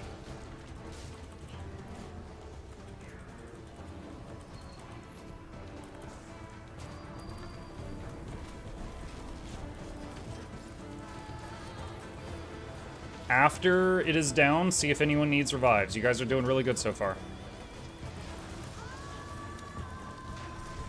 Okay, revive, and then back to the boss.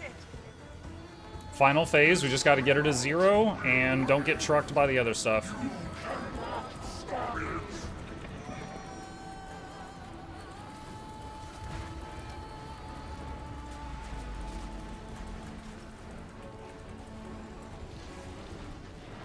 Nice job.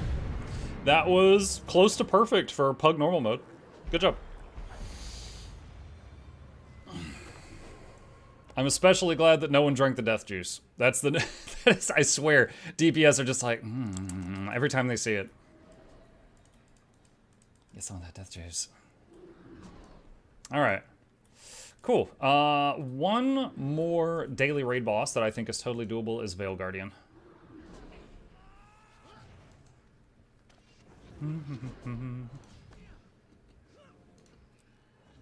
Cannot travel in combat.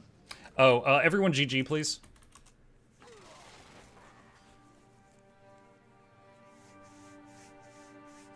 It's Mountain Don't. Yeah, remember, it's not Mountain Dew, it's Mountain Don't. Alright, let's try this again.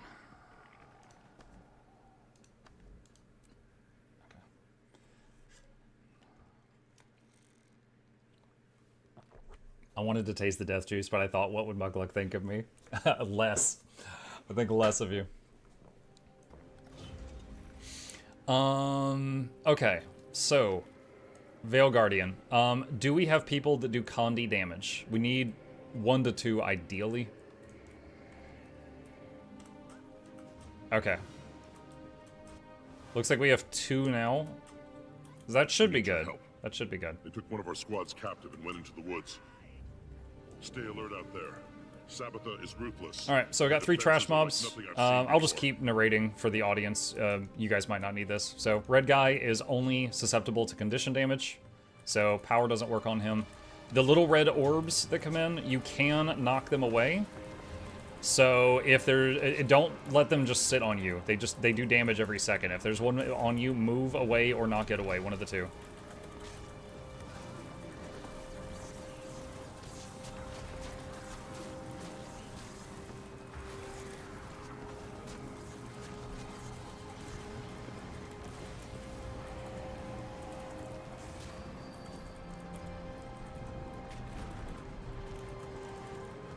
Just keep doing movements so that the red orbs are not just sitting on your head.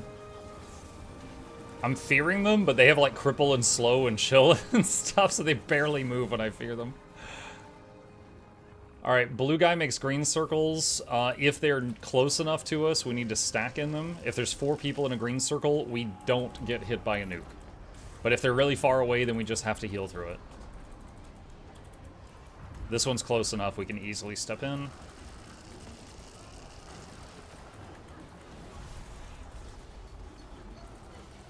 If you have Boon Rip,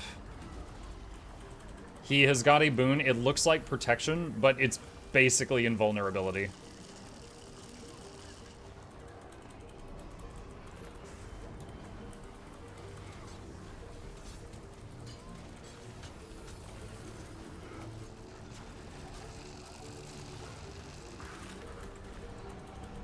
I have 1 Boon Rip in my build. I'm doing it whenever it lights up. There we go. CC him, and then he'll die.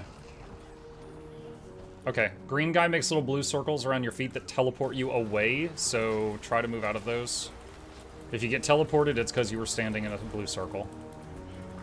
It also will make the edges of your screen crackle if that helps you for a visual cue.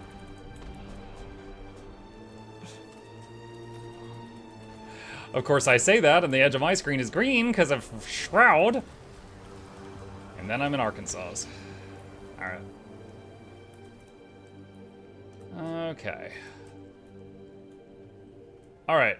No one has mentioned that they don't know the fight. Unless somebody does, I'm going to assume you guys know it.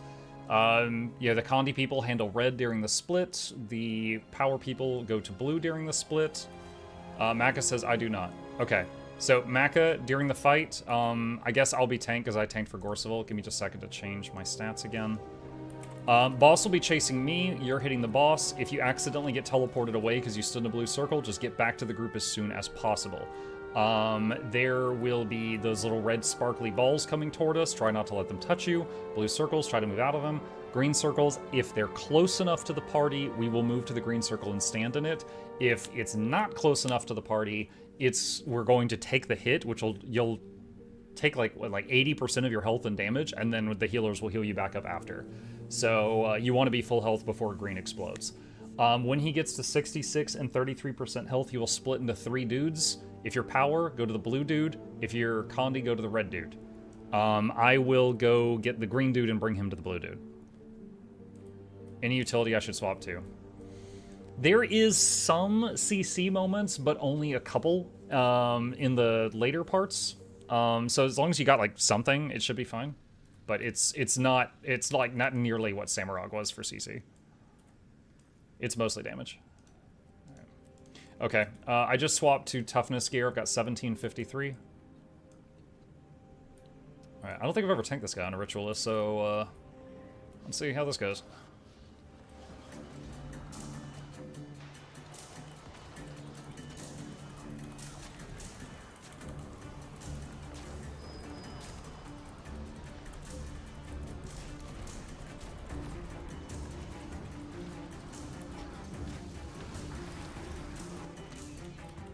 I got teleported. That's my fault. I'm coming back.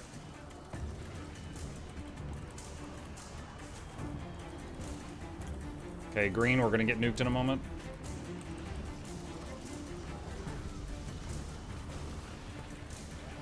Okay, he's splitting. Alright. So it's time to split up.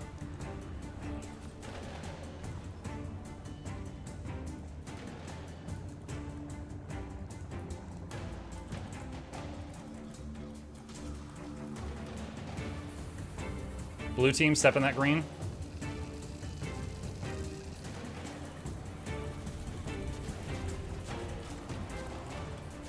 Oh, dang it.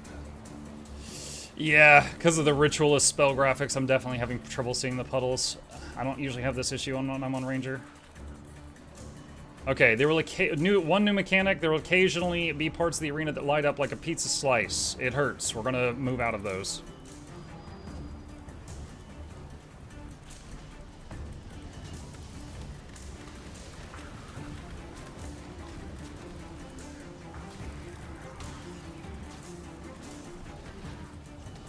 Okay, when that blue slice dims, we're going to move to where it was.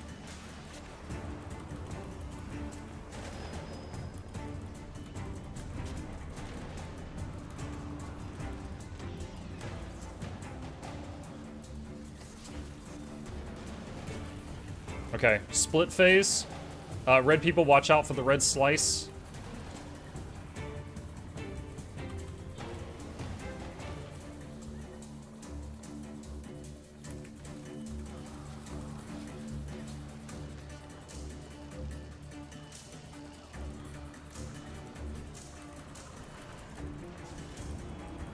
Like, I completely removed friendly particle effects, World of Difference. I might have to. I've never taken this thing as a writ. It's difficult, just because I keep covering the floor and I can't see the blue stuff, and I'm covering the edges of my screen, so I can't see the border. Alright, for this final phase, we fight him near the middle, because we're going to have to do a lot of movements. Stand in this. CC the boss. We're moving, we're moving, we're moving.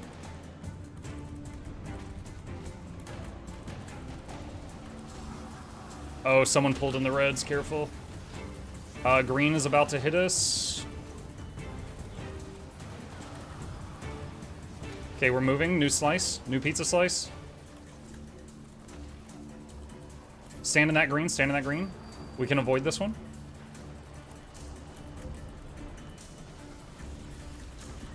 Nice. Okay.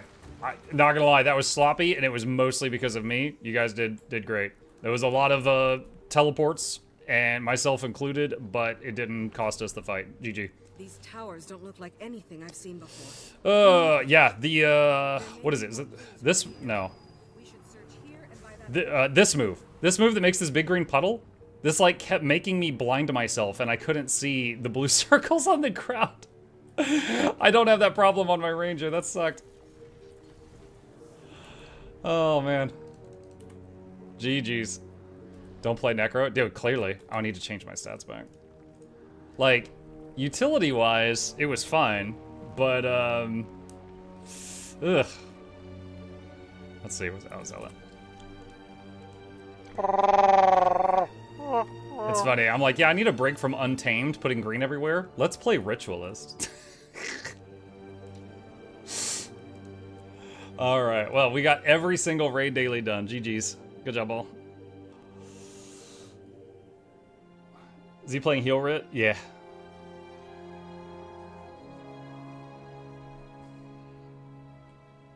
Options all the way down, hide ally visuals. Does that hide my own, though? I was blinding myself.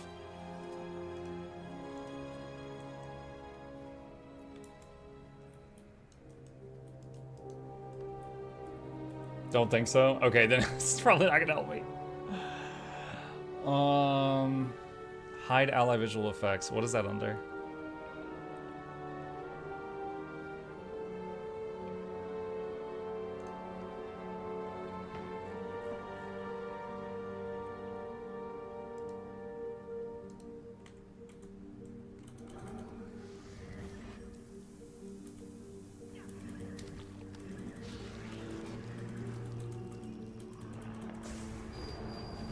No, the puddle's still there. Yeah. Nice idea, but no, that would not have helped.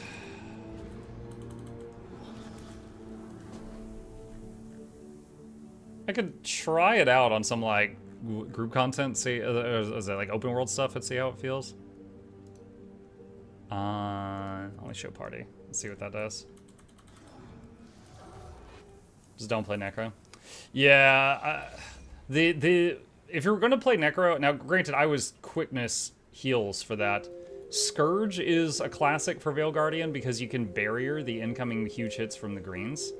But the main problem was I was the tank, and I was getting teleported away. And that was because I kept covering the ground circles with my circles, and I was covering the edge of the screen tail with my edge of the screen thing. So it's like, bleh.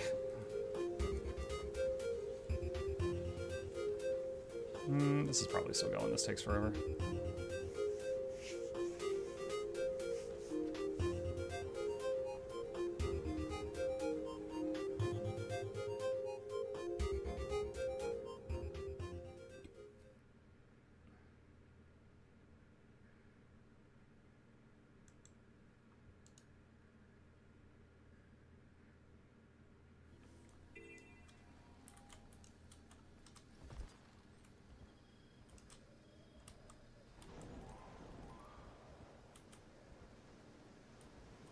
Fun fact that it hides bad circles on people if you have it on.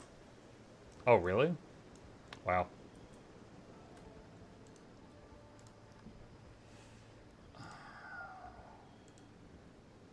Oh, is no one doing this right now? Oh, rip. Okay, guess I have to do a different one. I was struggling in HT. It's crazy how difficult it is to keep up quickness in some strikes. It depends on the class, too. Like, for example, like, okay, first of all, in Harvest Temple, during the parts where, like, the healers are pushing the marble and the DPS are split up on all sides of the room, don't worry about boons there, right? Like, in that phase, you're not expected to keep boons up. It's just like when everyone's grouped up on the dragon, you keep the boons up. But yeah, like, my class, for example, is like 300 boon radius. That's like group hug. You gotta be really close. But then you've got like Herald, which is like, oh, as long as you're in the same country, it's fine. So it depends on your class. Okay, this is a good opportunity to chat. I'm gonna take a quick bathroom break. I will be right back. Greatly appreciated.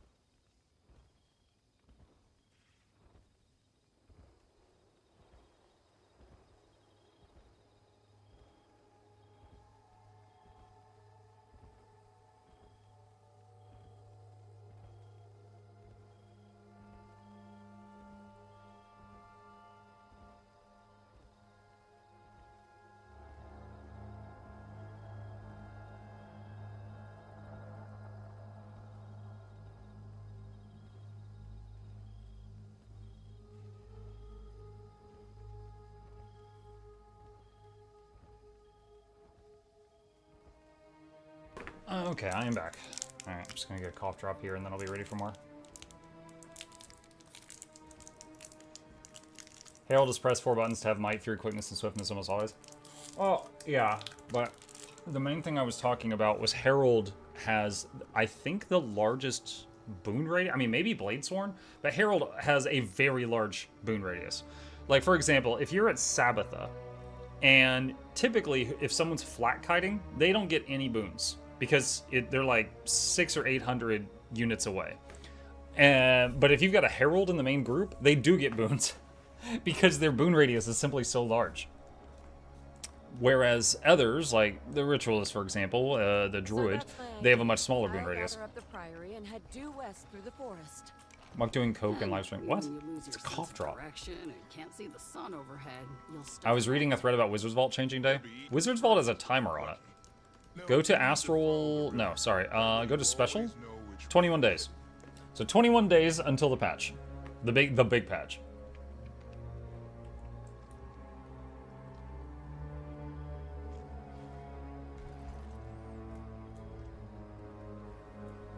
Deadeyes have a 1200 radius on quickness.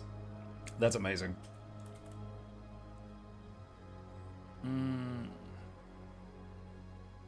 Let's see. Tequila? Mike, what do you think will come after VOE? Another X-Pac or Guild Wars 3? No idea. We know they're working on something, but they've been so under wraps about what it is. And they could be working on 2 projects, right? They could have one team of people that's working on a new expansion. They could have another team of people working on Guild Wars 3. I do believe that if they are working on Guild Wars 3, even when they announce it, it'll be years away. You know? I don't think it'll be like, you know, we've been working on Guild Wars 3 and it's coming out this December. Like, if they did that, I would be shocked if they did the Apex Legends thing. And they're like, here you go. I would be absolutely shocked.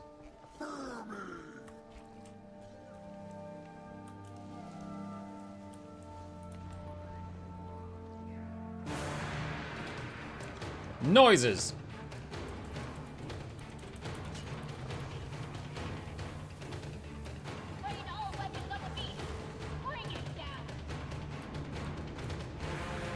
I think if there was another X-Pac, they would have already mentioned it. Yeah, I will say at this time, the last 3 years, we already knew what the next thing was. So I don't know what the deal is with that.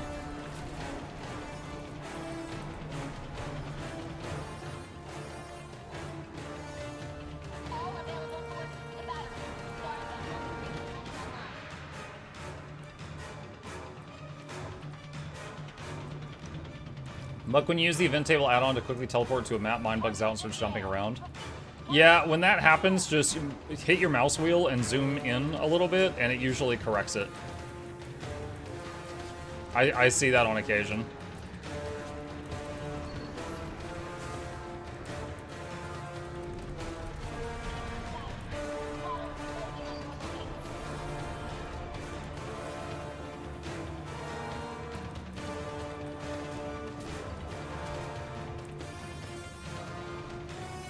Mug, I had discussion with a friend of mine and would like to know your opinion. I think Necro became too strong because of the elite spec of Necro dis-gen comper to other elite spec like Ranger. I would say it depends on the expansion. For example, when Scourge came out and Firebrand came out, I think those two were absolutely broken. Like, fundamentally. Like, for example, Firebrand gets 3 new weapons for a total of 15 new skills. Compare that to Soulbeast's ability to lose their pet, it's not even close. Like, yeah, so some of the elite specs are fundamentally stronger than others. But at this point, they've been trying to tweak them without changing them fundamentally for so many years that it's just like, alright, well, that's just how it's gonna be.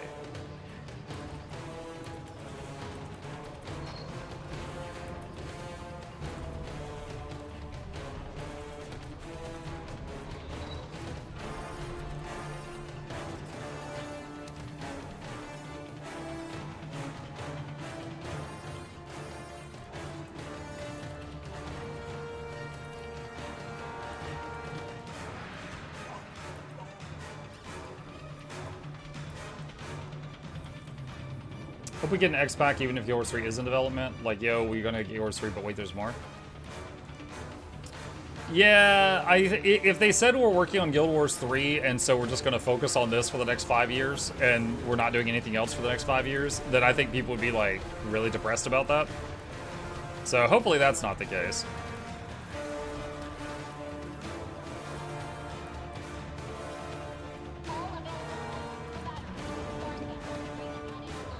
The last expansion was released around the same time, but VOE was like 2 to 3 months delayed. Yeah.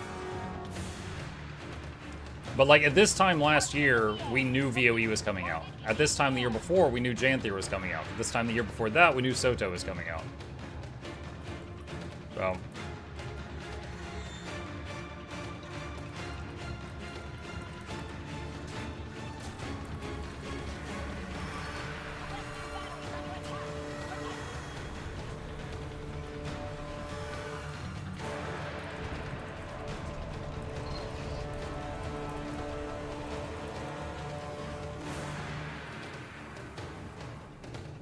They could transition Guild Wars 2 to a new, better engine instead of making a new game outright.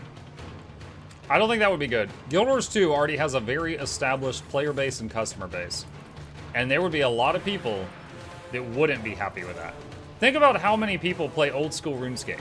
They like the old graphics. If you tell them, we've got this new system and you have to play on it, a lot of them would be disappointed, right? So it's kind of like that. I do not think they should do like a forced remaster of the game unless there's an option to turn it off for people who don't want it.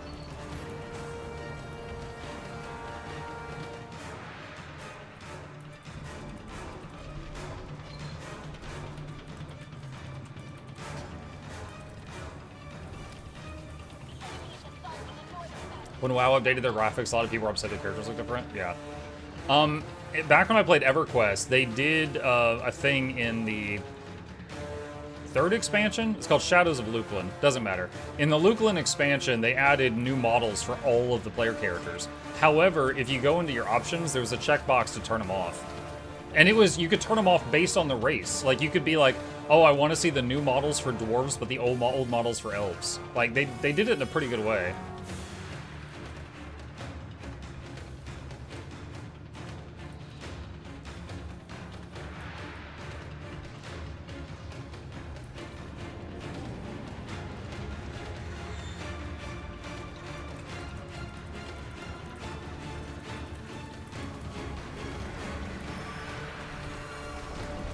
Whatever it is, I hope they delete Guardian.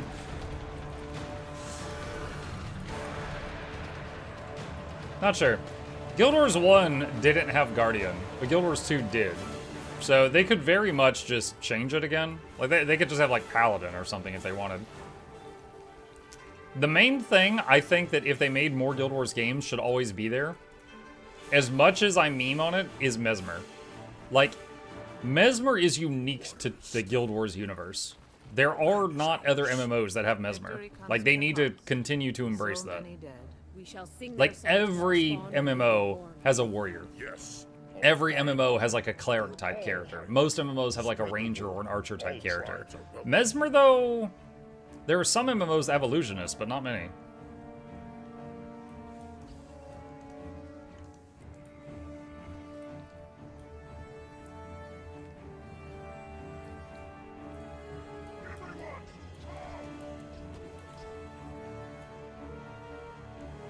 They could embrace it a little less, though. I'm kind of overseeing 7 Mesmers in every 10-man group. Oh, man, I was just in a 10-man group that was mostly Willbenders. Or no, it was mostly Luminaries.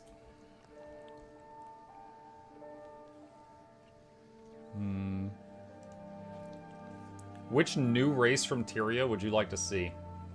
3 Skrit in a trench coat. And when you get, like, a pair of boots, one of them gets a left boot and one of them gets a right boot.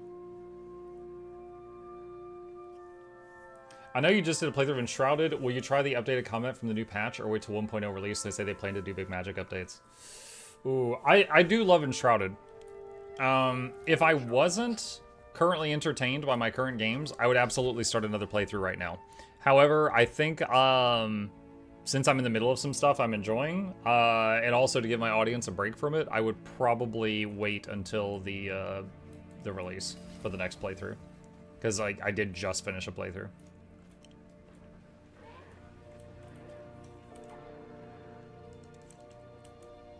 Plus, we're currently playing Pirate Enshrouded, so...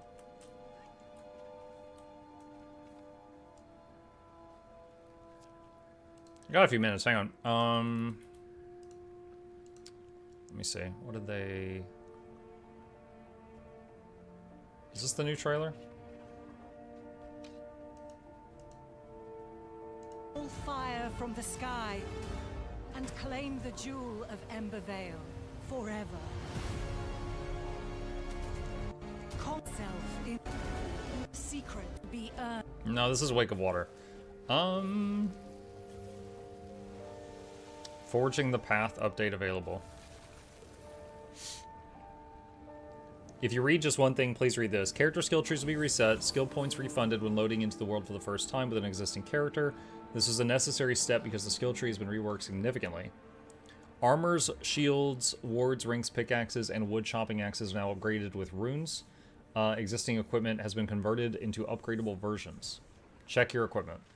Upgrading equipment is now handled by the survivor who specializes in the combat class for that item. The blacksmith upgrades warrior equipment, huntress does rangers, alchemist does mage.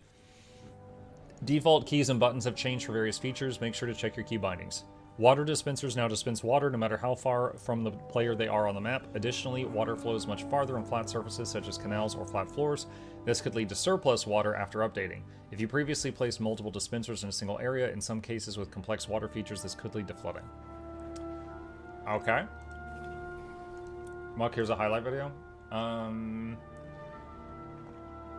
back, Flameball. In this update, we're delivering a whole lot of improvements as we work towards Enshrouded's full release later this year.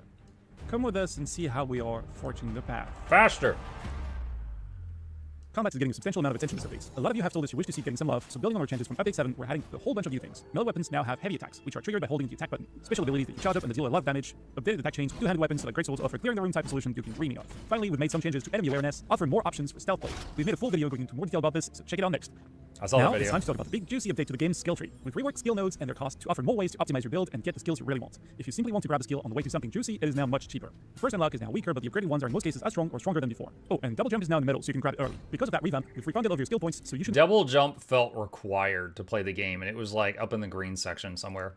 make sure you reinvest your points before you get back to adventuring. We have a complete deep dive into skill tree rework, so go check it out.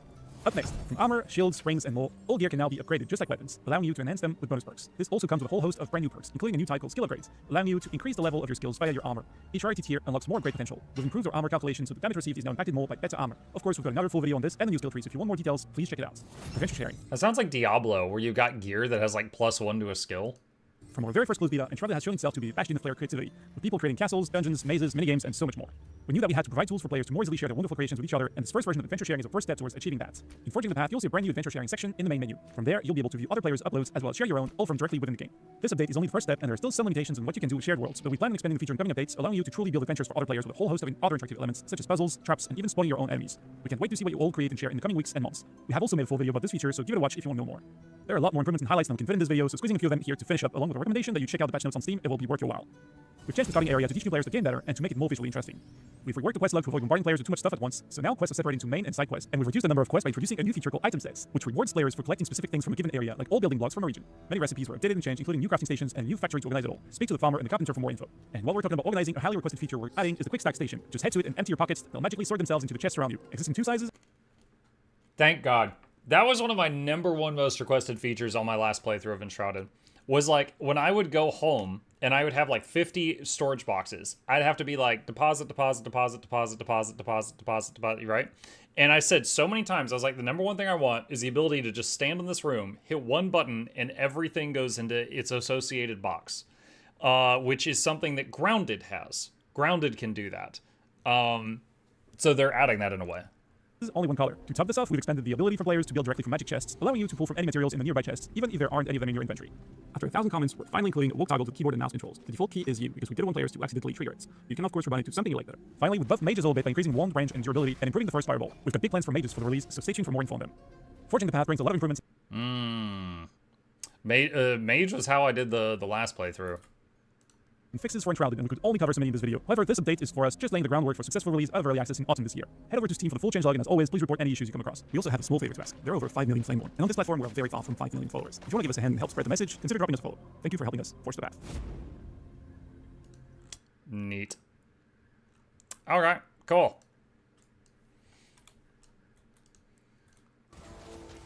Yeah, the last time I played it, I did mage playthrough, and I said maybe next time I'll try something different like warrior or archer. But if they really make magic interesting, I might just play mage again. Depends what they do.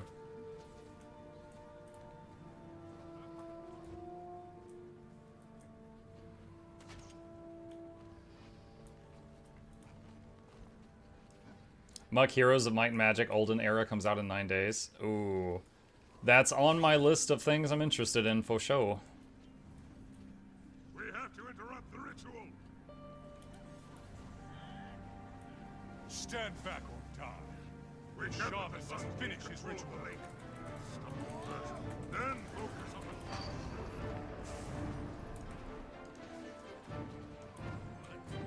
the... How did you get to me so fast? Fine. I can finish this quickly with a little effort. Here we go. You must like pain. Oh. Ugh. Ugh. Ow. Rup.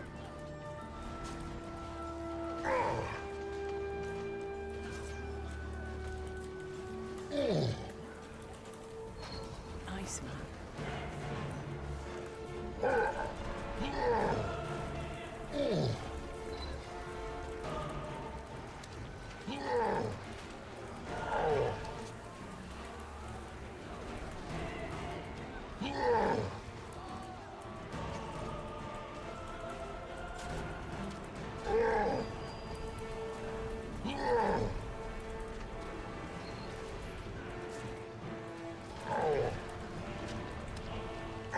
Family-friendly stream. Oh yeah, turn the volume up.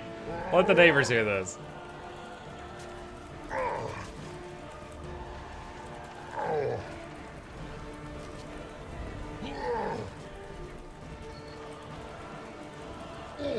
Patch notes: we've made Swannier Shaman Chieftain grunt louder. That was in my April Fool's notes. He wasn't grunting enough. Here's more grunts.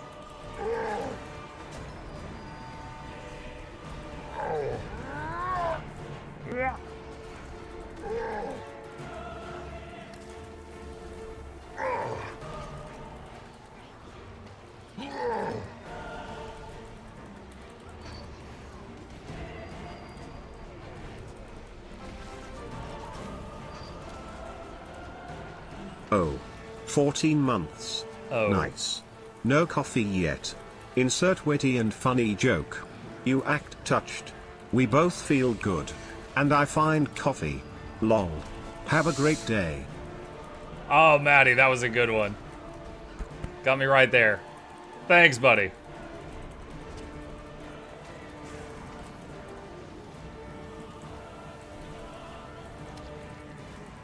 Appreciate that.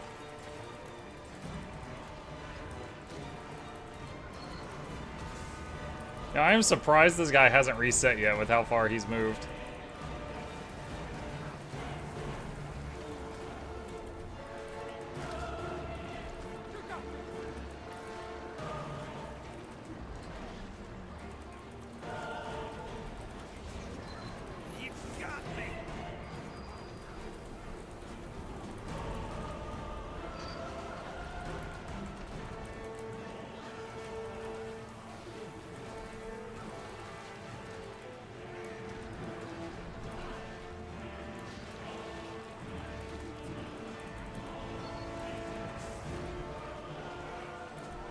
Wow, he just sat there in the corner for a long time. That worked out pretty good.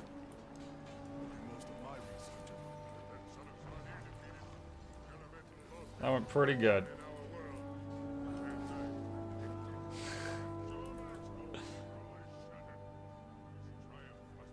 Let's see, is anyone doing this?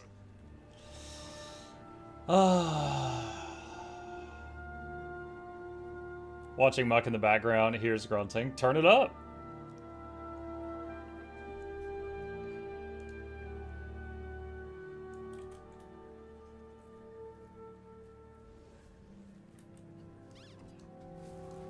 Dude, I fight Leyline Anomaly so rarely. There to Killers is still alive. Might already be dead. I just saw a commander tag leave the map. It might have just already died.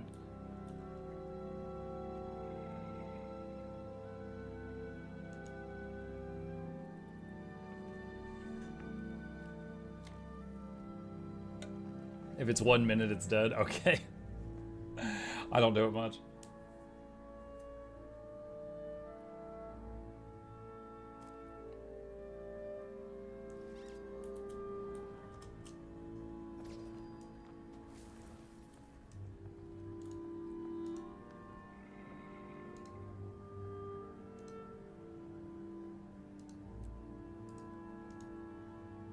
Oh my god, Q15? That's not gonna happen.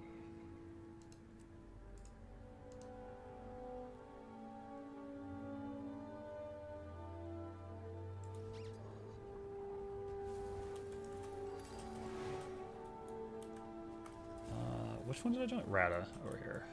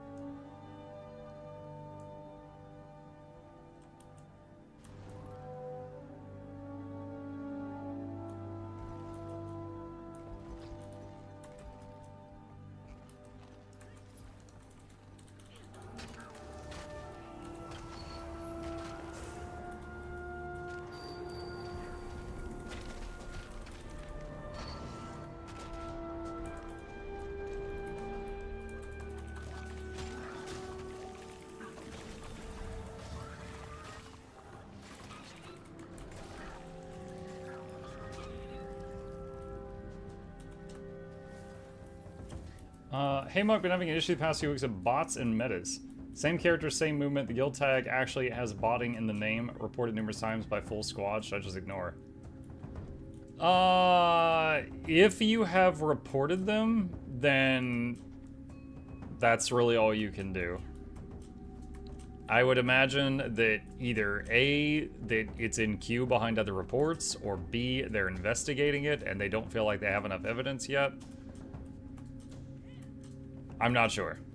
But if you've reported it, you've done what you can.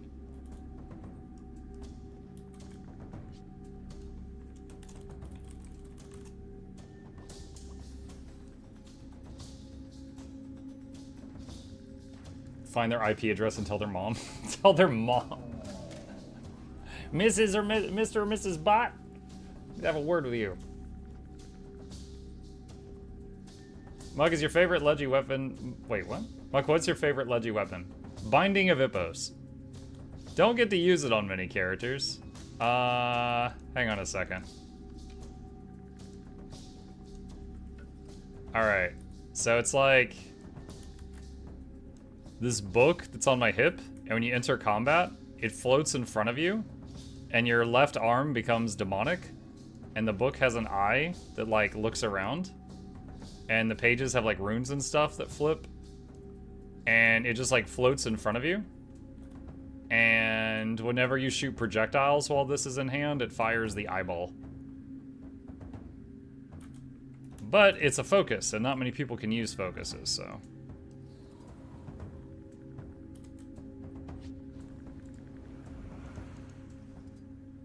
What?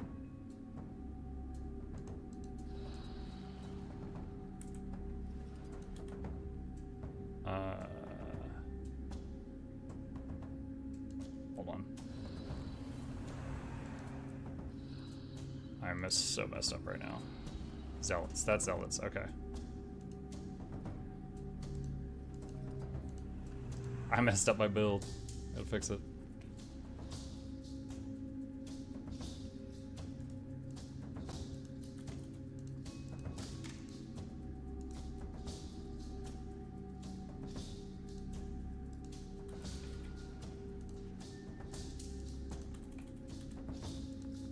What's the Leggy you use the most? Wizard hat. That's the Leggy I use the most.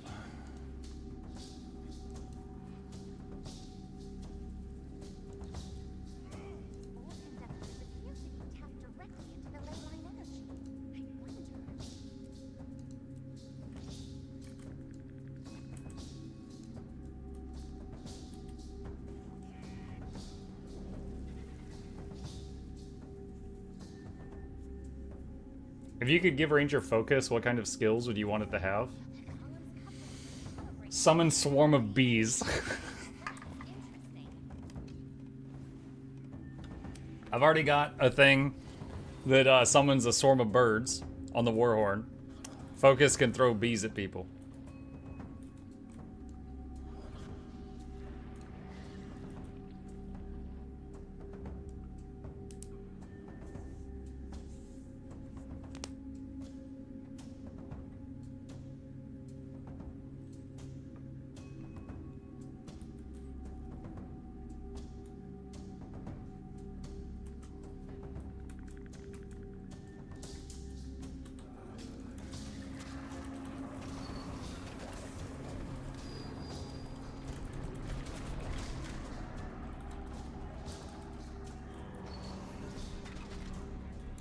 I love when you're Enshrouded and you press 2 and then it casts gun. It's a fun button.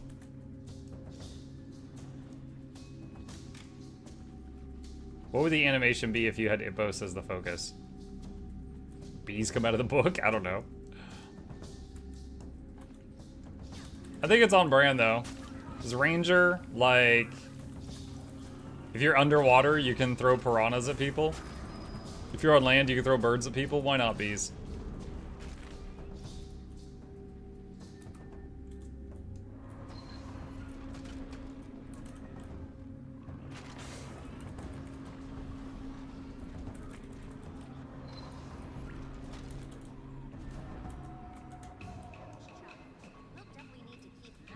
The being of hippos. Break these canisters and charge that golem. I'd expect this collection of ley line energy to draw out that thing.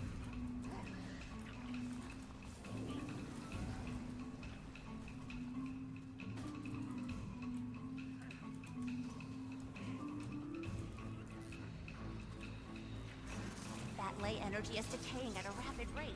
Gather it promptly, and please don't drop it.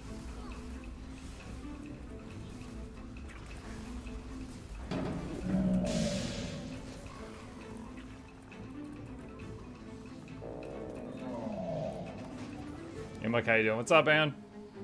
Doing all right. Just throwing ley energy at a giant robot right now.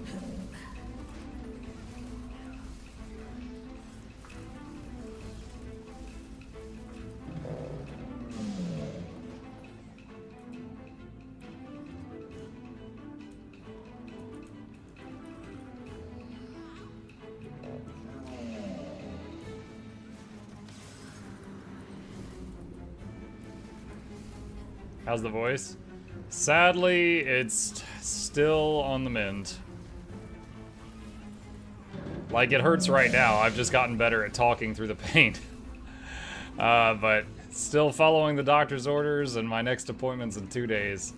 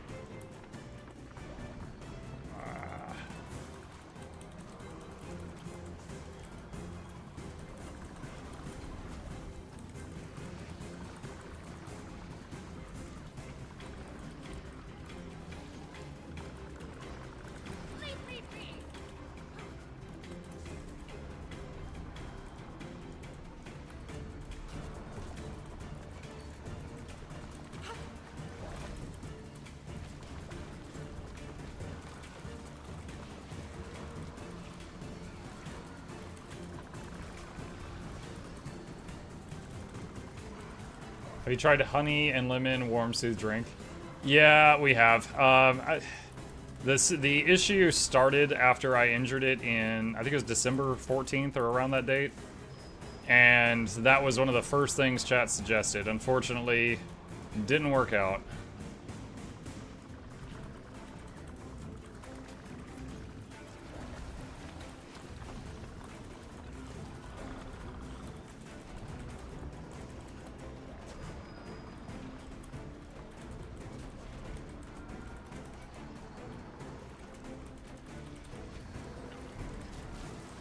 I like how I'm 4th on the damage meter and I'm playing a healer. Oh my goodness.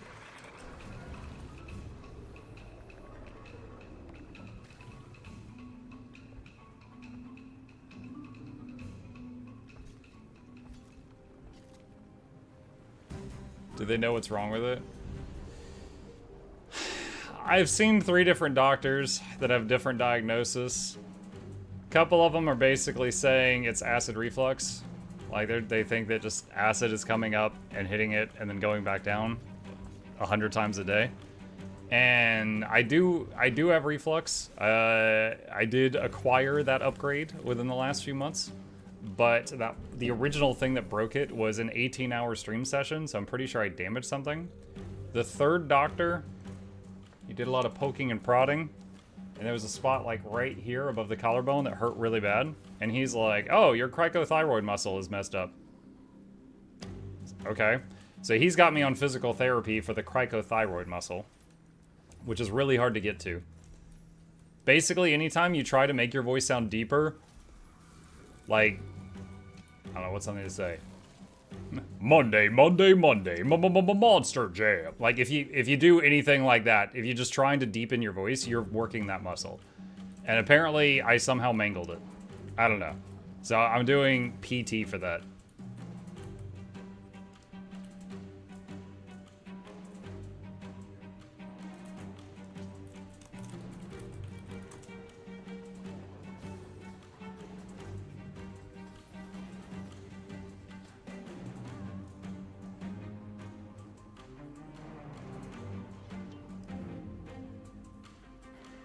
Sounds like you need a voice coach, not a doctor. I mean, it's an injured muscle, so I don't know. But in this case, we're at doc number 3, and he is a, what is the word? Voice language pathologist or something like that.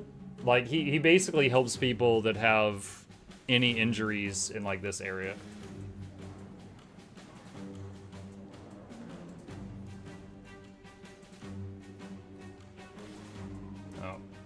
Here's open.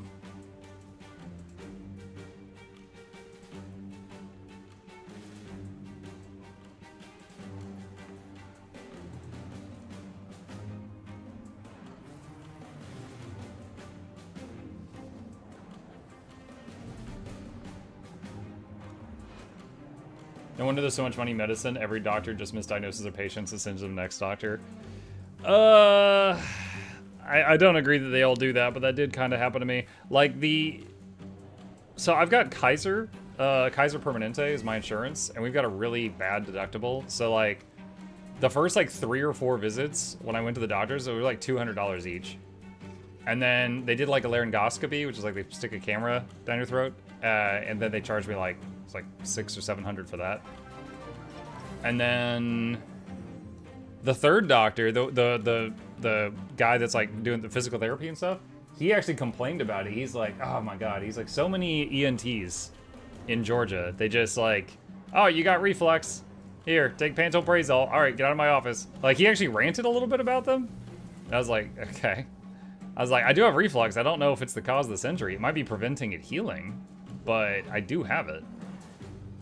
But yeah, it was kind of funny hearing him rant. Thank you, Eldritch. Appreciate you.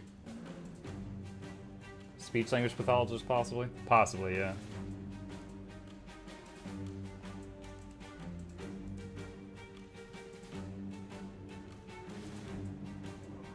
Hope he can help. Yeah, me too. Maybe break out the Stephen Hawking's voice computer. We actually had a...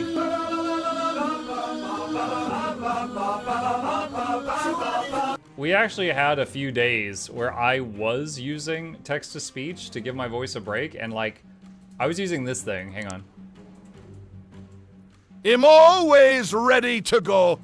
So we had a pirate TTS, and there was like a few days that I went and I didn't say a single word. Not on stream, not in the house, nothing. I didn't say a single word. And then after that, like, it still hurt. So the current theory from Doc 3 is whatever is the issue is not going to heal on its own if it's just left alone, unless it was like months. And it's not something that can be healed with medication. You should use that again for Pirate Enshrouded. For which parts? The whole thing?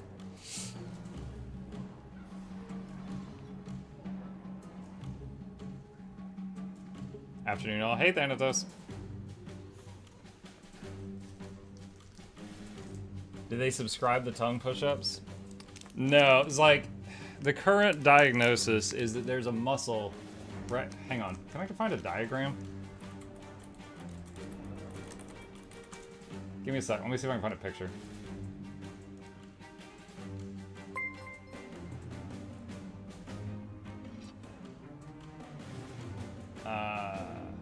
Alright. Okay, I think this is part of it. Okay, so this right here is is like your voice box. Like this right here is like the Adam's apple on a guy. Okay, it's like right here. It's like this whole area here is the thing you're seeing on the screen. This green bit is part of the cricothyroid muscle. So it's like, it's below it, and it's like really hard to get to because you've also got like this long muscle here and you got a muscle here and they're kind of covering it.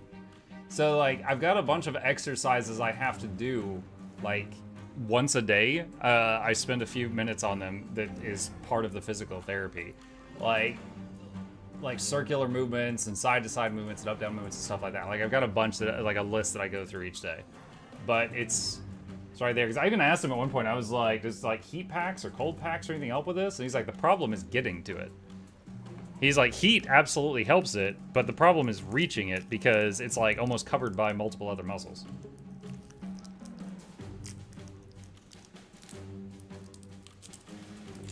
If you have acid reflux, the best thing for that is to balance your gut. It may not help your voice. I've been trying, Bruce. Like literally this morning, I got up early because I had to take the medications first thing this morning before, like at least 30 minutes before breakfast. So I woke up, took the pill with like 2 gulps of water, and then I was like nonstop burping for like the next 30 minutes, and all I had was 2 gulps of water. Didn't have anything acidic, I didn't have anything fatty, nothing fried, but it's just like anything is triggering it right now.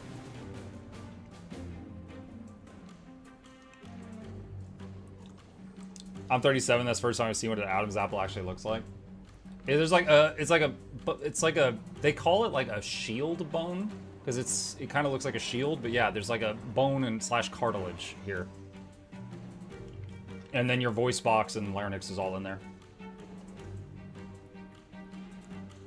That's your stomach yelling at you? No kidding. Yeah, I had a barium swallow test like a week ago where I had to go in and I had to drink this. I had to drink barium. Had the radioactive milkshake, and it shows up on X-ray machine. So I was standing in an X-ray machine chugging this stuff, and they could like map out my gut and my esophagus. And yeah, they are like, yeah, they said the upper third of my esophagus had severe reflux. I was like, okay, sauna would help. I have a humidifier behind me that is pumping out humidity nonstop, like 16 hours a day. That is yet another thing I have tried.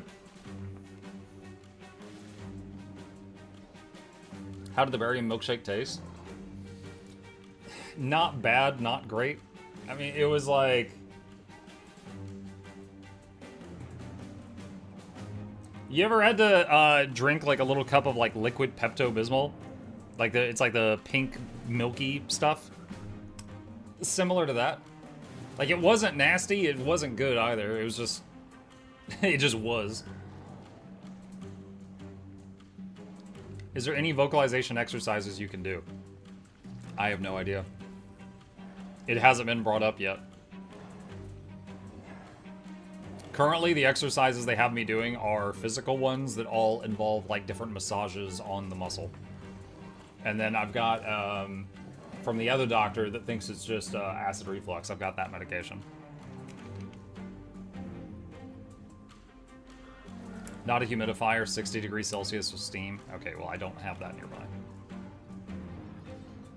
La la la, me me me, etc. might vibrate the right area. Not sure.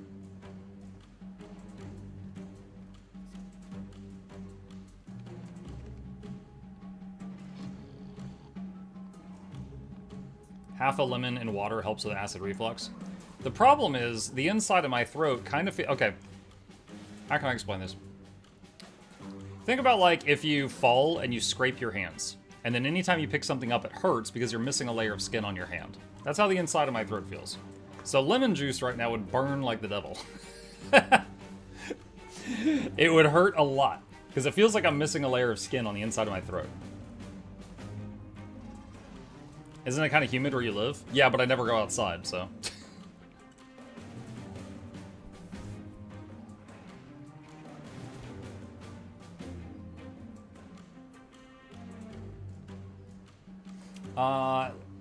Let's see. Bada says, hey Mug, I've been thinking about starting streaming. Is it okay to share? Do you have comfortable living with your channel, or do you do extra work in your life? Are you asking if I make enough money from my channel to live? The answer is yes, but it's from a lot of different sources. Like, I get some of my income from Twitch, I get some of it from YouTube, and I get some from Patreon, and I get some from referral links, I get some from sponsors. And all of that together, I support me and my wife and my son and my editor. But like, for example, if we're just talking YouTube, this month I'm paying Noxxi for editing more money than I'm making from YouTube. So YouTube is operating at a loss right now. But it's, you know, it constantly is basically advertising my stuff, so sometimes it brings in more viewers and stuff like that. Have you really done 28, 88 daily streams in a row? Yes, I have streamed every day since May 26, 2018. Lilith, thank you for the Prime sub. Appreciate you. Don't forget Chip. Yeah, well, yeah. I'm supporting Chip also. He eats more expensive food than I do.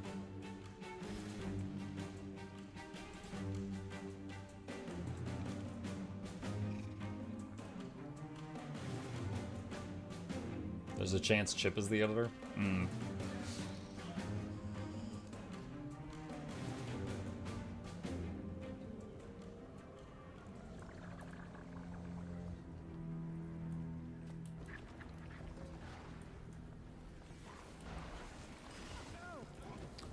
Mug not gonna make sense. I heard he was put in a special travel carrier when he visited Arena. That.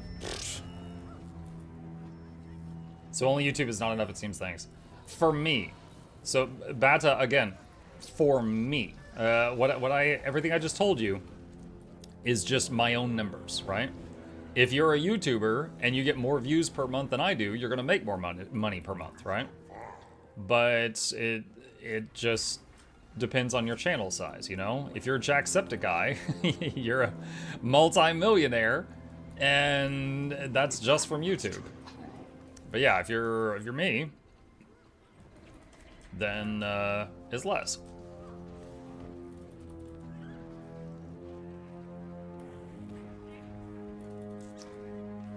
YouTube and Twitch is luck. Luck is a part of it.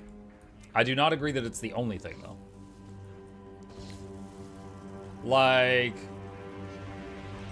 what was that one game? Okay, Highguard. Y'all remember Highguard? It recently crashed and burned. Highguard was, on day one, it had like 100,000 players.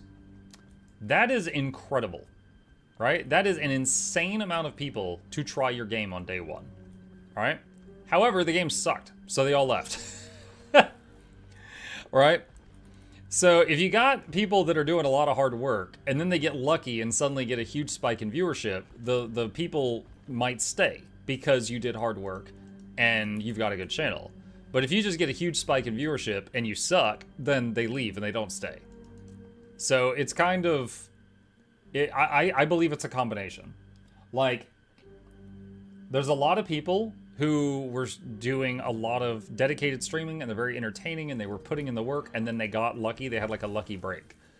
But there's not a lot of people who had a lucky break, but then they really had like no foundation and then, you know, kept all of that. Speaking of Jack, did you know he's working on a Bloodborne movie? Yeah, he's directing a Bloodborne movie. I still haven't played Bloodborne. I've played a lot of Souls games, but I haven't played that because it's not on PC.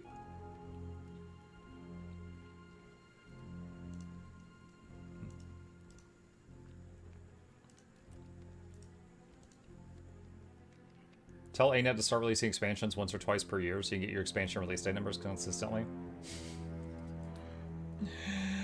Yeah, I'm sure that'll work out.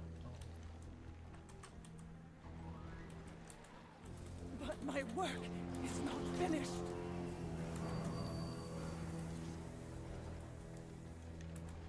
I will say, as a creator for a game, it is always nice when said game releases a bunch of new stuff, because I absolutely benefit from that. I am everywhere.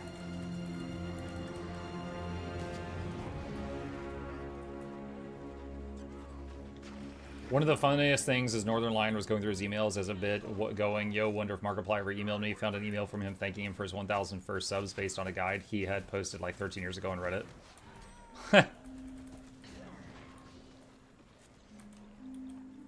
Yeah, when I first started streaming, I watched a ton of videos on like how to stream and stuff like that, and got a lot of useful advice, but there was definitely some that even now 8 years later I don't agree with.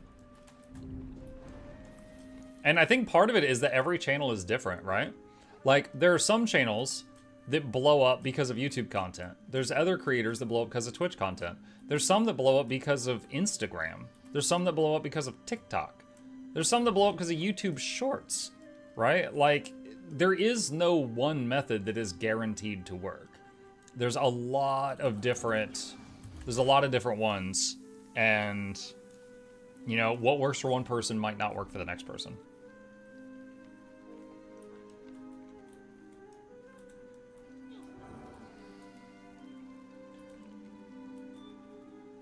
Knowledge of gaming and personality and stuff improved helps. Yeah.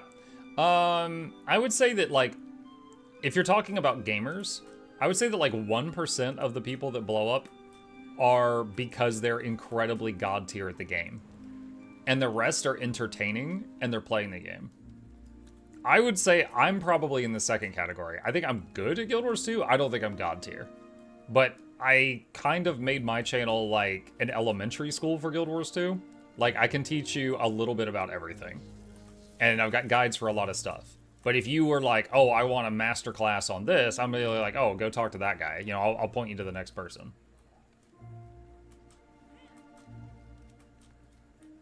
You also interact more with your community. Yeah. It helps distract you guys from how crappily I'm playing. Muck's the primary teacher? Yeah. I teach elementary school. Teapot does college.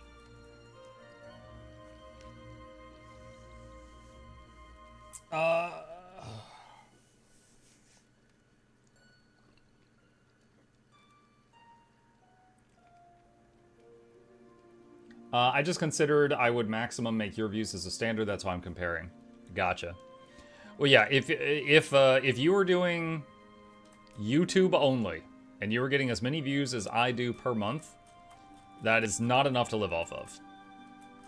However, if I wasn't streaming, because I stream 55 hours a week, right? That's a lot of hours. If I wasn't streaming and I was just still editing my own videos and I wasn't paying my editor, then that money would be profit, not a loss, you know? And so I could work a full-time job and then still do YouTube as a hobby and be making money from YouTube at the same time. You know, if I wasn't streaming, that would be absolutely possible.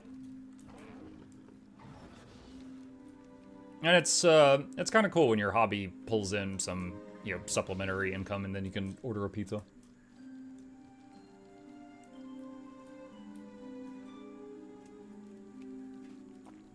Hitting a hard bottleneck with T2, T3, T4, T6 mats when going for multiple legendaries. Any advice on the most efficient content to get that? Zenlo, I usually use Eternal Ice to get trophy shipment boxes and just get thousands of trophy shipments whenever I need that stuff. Here's a video on that if you haven't already seen it. If you don't like that, then my second option would be just farm gold, doing anything you like to do that generates gold, and then spend it on the trophies that you need.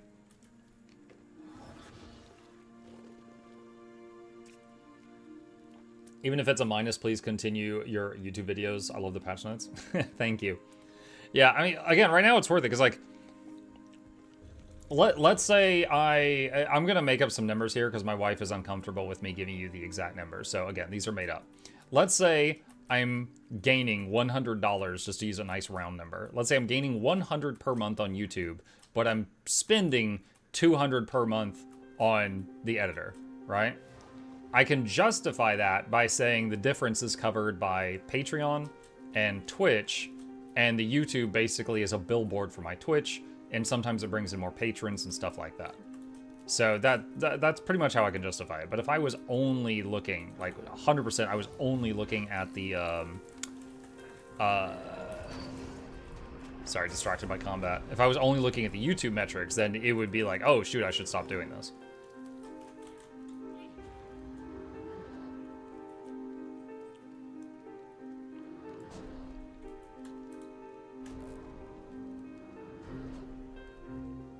Can you say hi to a 71-year-old Ellie who'll be playing since day one of Guild Wars 1? Hello, 71-year-old Ellie who's been playing since day one of Guild Wars 1. You've been playing more Guild Wars 1 than me. It also counts as a loss for you on taxes. Oh, yeah, we track all the spending for taxes. 100%.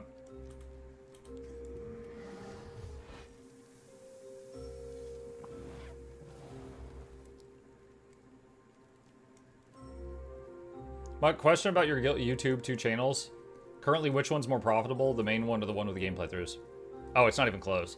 I would say Mukluk Plays makes like 10% of the money that the main one makes. Like, there are some... Okay, so... Hang on. Give me a sec.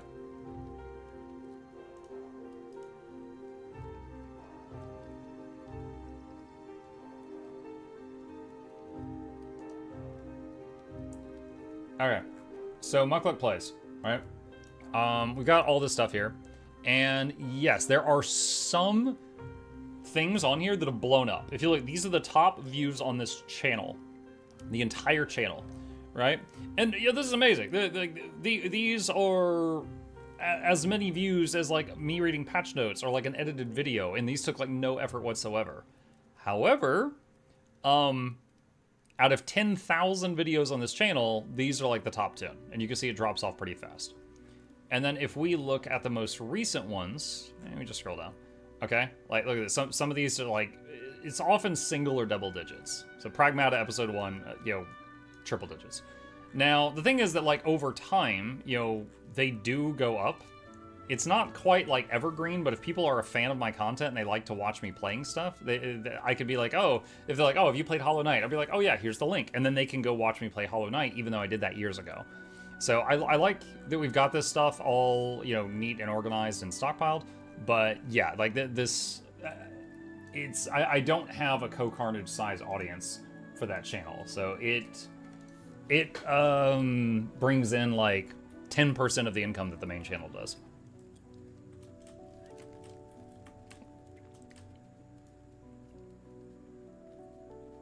But yeah, I do really love the fact that if someone's like, oh, have you played this? I could be like, yep, and I can just give them a link and then they can binge it if they want to.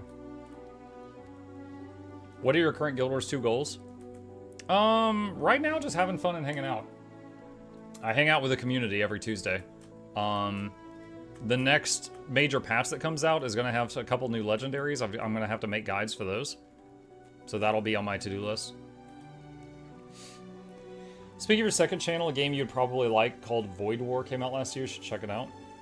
Okay. Did most of the build sites update their builds? Snowcrows was updating most of their builds on day one. But Snowcrows has a massive team of people that works on it. The build sites that are just run by a couple of creators, like my own site, Guild Gem, stuff like that, those take longer because it's a smaller team of people. I like watching your old mess-up ones that Noxxi done years ago that are so relevant and funny. You are my target audience.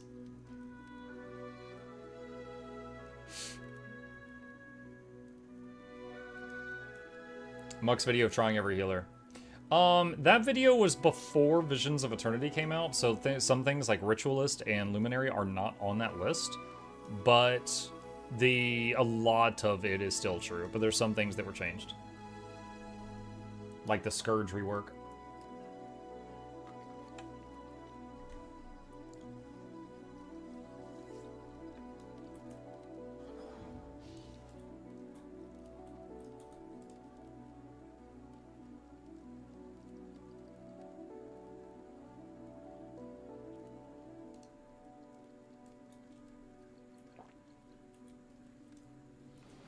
Good place to start? Yeah.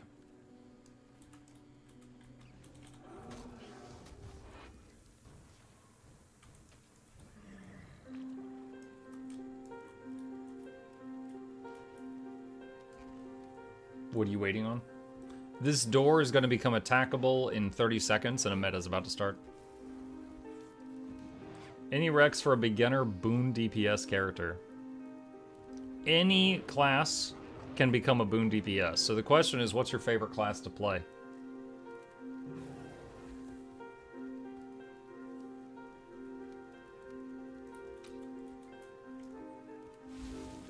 Necro? So Necro, your options, you could be an Alacrity providing Scourge. You could be a Quickness providing Harbinger, a Quickness providing Ritualist. Or... Well, Reaper doesn't have a boon associated with it, so you could just be a DPS Reaper if you want.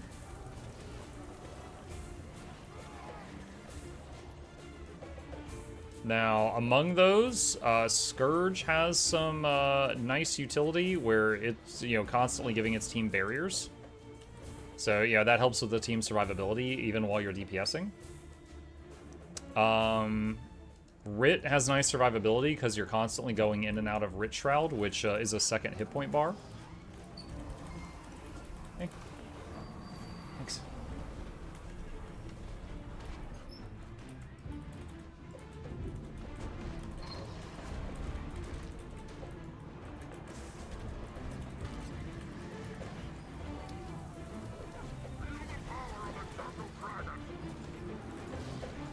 Here's another. Make it count.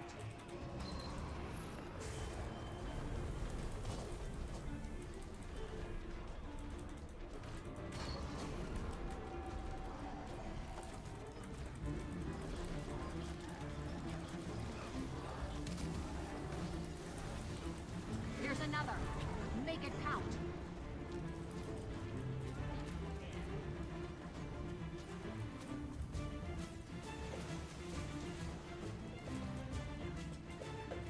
I tried Written, I'm just not fond of how it plays. I switched back to basic Reaper build. That's fine. I don't like how Thief plays.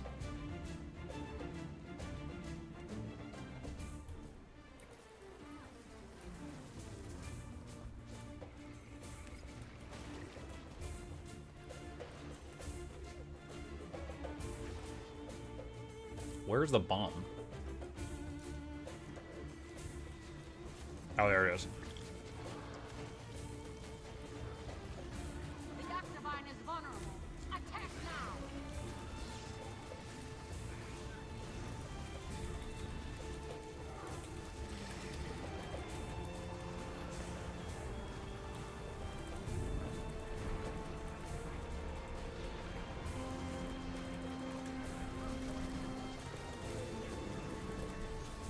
Is it worth starting now? Absolutely.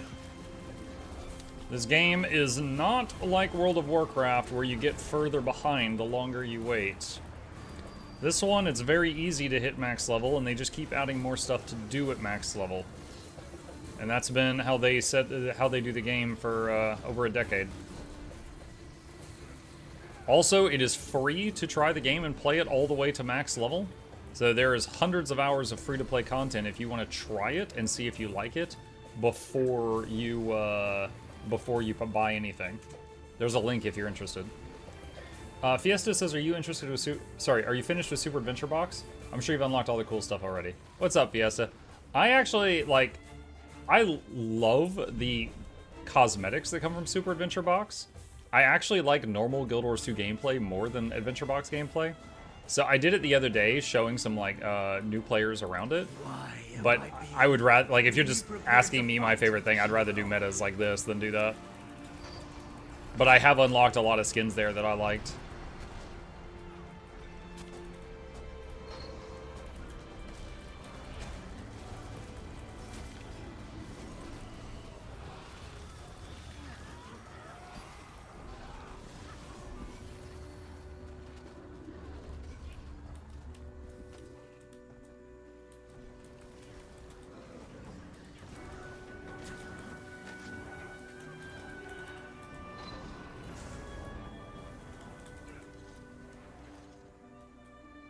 I think the best recommendation for Guild Wars 2 is the simple fact that it's 3 non-potato RuneScape MMOs around actually living and thriving. Yeah, the game is, how old is it now? 13 years? Something like that? And it's still alive and still getting updates. That alone, there are so many games that would kill for that level of success. Yeah, it's not a titan in the industry, but my god, it's a rock.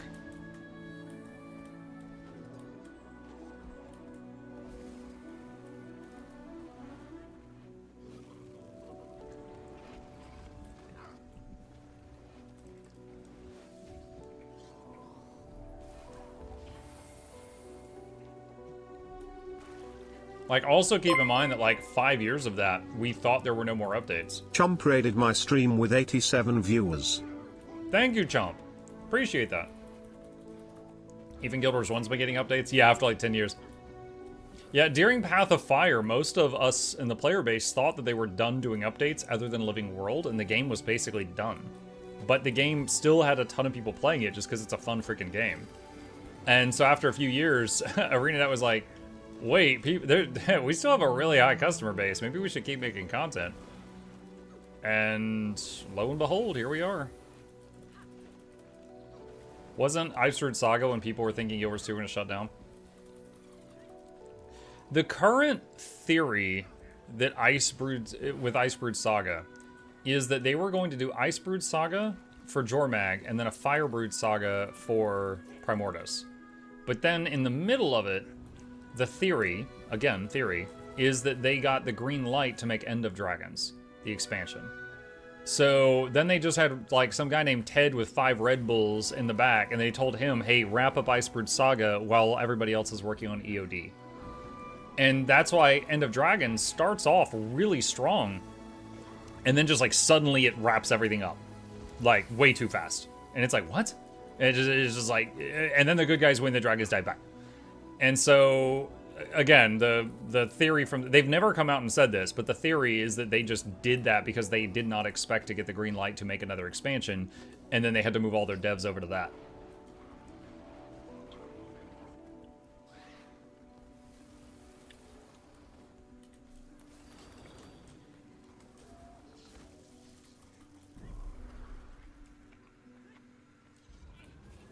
Ted did a decent job. Decent, not exceptional. Like, in terms of combat, Dragonstorm is awesome. In terms of riding, it's like, oh no.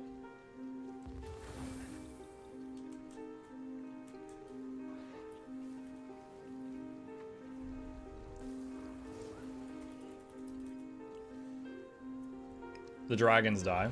Spoiler. It's called End of Dragons. This is like getting mad at me because you're reading The Death of Smaug and I told you Smaug dies.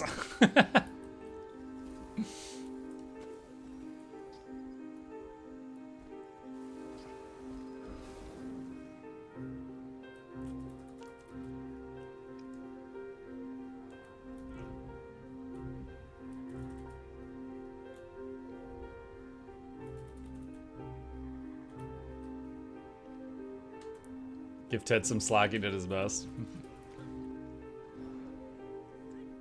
I think the more old school a player you are, the more annoying that was.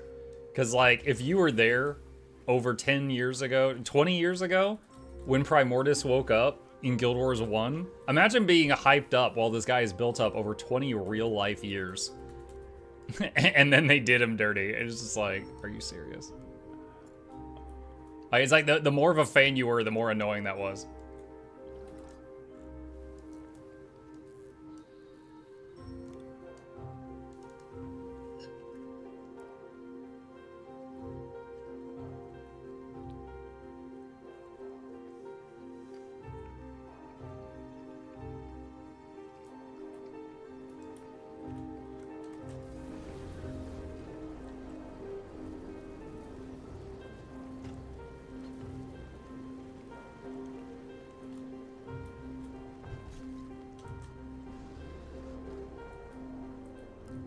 Primordius got smaller. He was cold. Yeah. Yeah. We saw Primordius the Living World Season 3, and then they realized he was too big, so they shrunk him.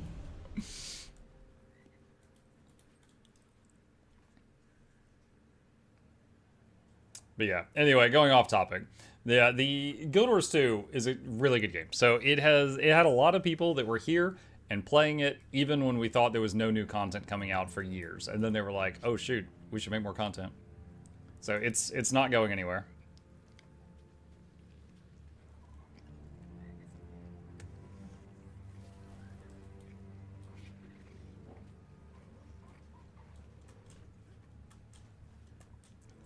Not sure if you already discussed this, but how do you feel about the recent nerf on DPS? I play Amalgam and was always top in World World, and now it's not even close. I think they need to do it again. Half of the game was made when DPS were doing 10 to 20k. And that half of the game is still a joke. I think that they should nerf everyone again and get us down to that level. And again, just like they did before, because what they did is they did two things. They nerfed everyone's damage by about 15%, And then they nerfed all the mobs' health that were in the last like 3 or 4 expansions, which was, yeah, when we had inflated numbers. I think they need to do those 2 things again.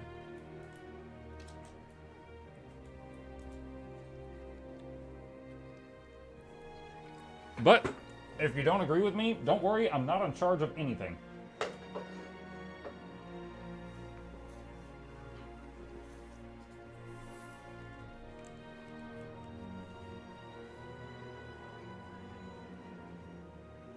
I'm surprised Rifle Ranger isn't a thing. What elite spec would that be? The Urban Ranger?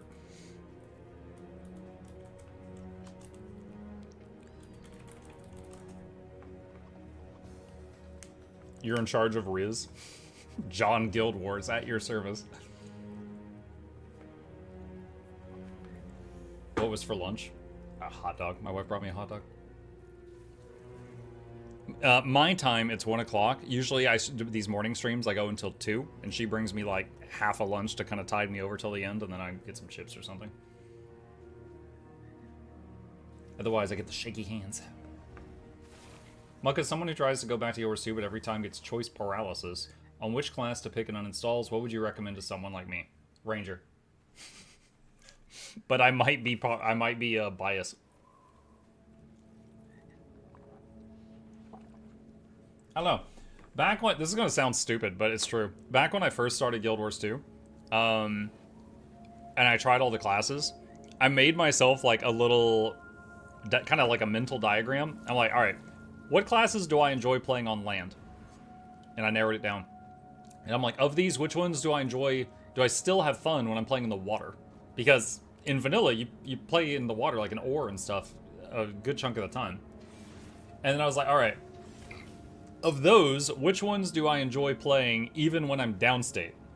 And I think that was when I crossed out Engineer. Engineer, when you go downstate on Engineer, you might as well just get up and leave the keyboard. Like, you're not getting back up. You're not.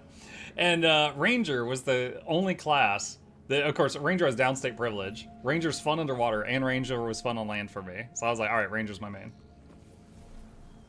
That's what made me choose. Underwater content isn't just spamming. Real Magica raided my stream with 4 viewers. Hey, Real Magica, thank you for the raid. Appreciate you. Welcome. No, like, underwater combat, like, okay. I don't know if this is a hot take. I think Guild Wars 2 has some of the best underwater combat systems of any MMO I've ever played. But, they stopped developing them.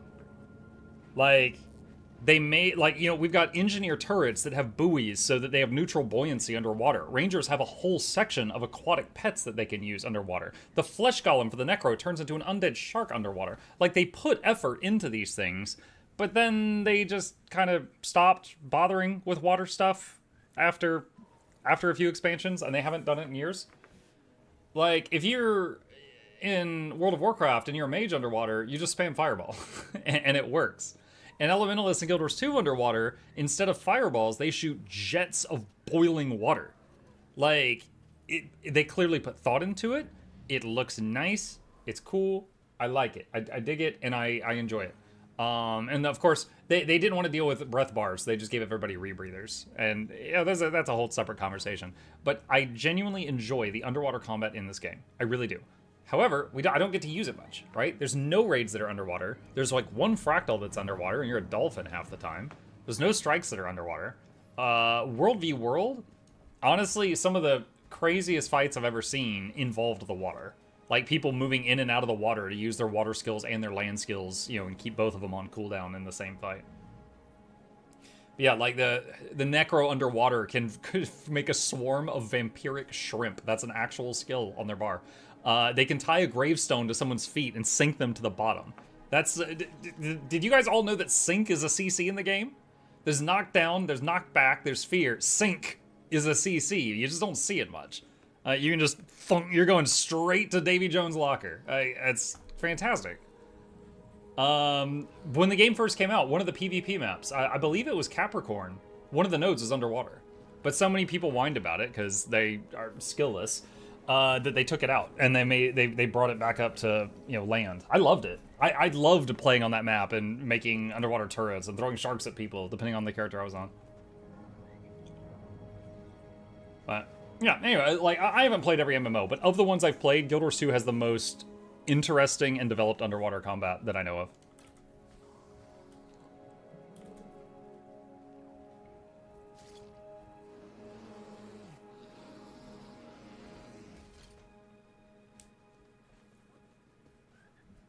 Rip mech water. Yeah, they need to fix that. I do think they need to fix that. Either A, just have it still be a bot underwater. That's not that hard, I'm sure.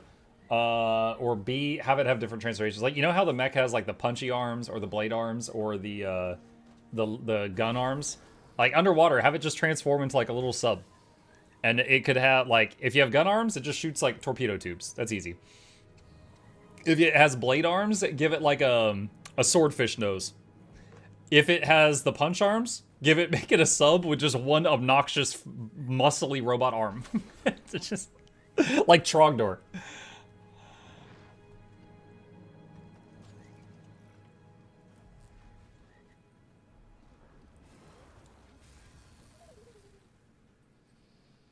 My son that just started loves underwater combat. As Guardian main, I hate it. There are some classes that their builds just don't work underwater as it is currently. Like if you, hang on a second. If I go here and I go to water and I right click this. Okay, you see how some of these have like the symbol? That means I can't use that underwater. Okay, there's a few here I can't use underwater, but mostly I can. There are some classes, there's a lot of stuff you can't use underwater. And it's odd, but like a willbender. Like I think every single willbender skill you can't use underwater, or close to all of them. How's your voice, by the way? Still on the fritz. It hurts right now. I've just gotten better at talking through the pain. It just sounds awful, but it's true. I've got another doctor's appointment in 2 days. When's the next patch? I'm gonna show you how to find out for yourself. You go to Wizard's Vault and you go to the special tab, and there's a countdown. That's the next major patch.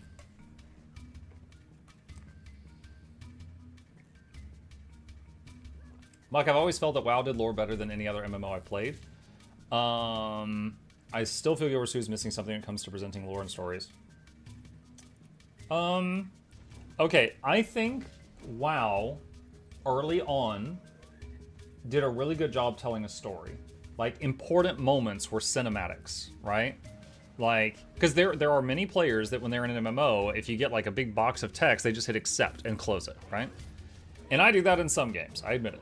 But if you have these like really cool cinematics, you can still kind of get a vibe for what's going on in the story, even if you haven't really been paying attention. Okay?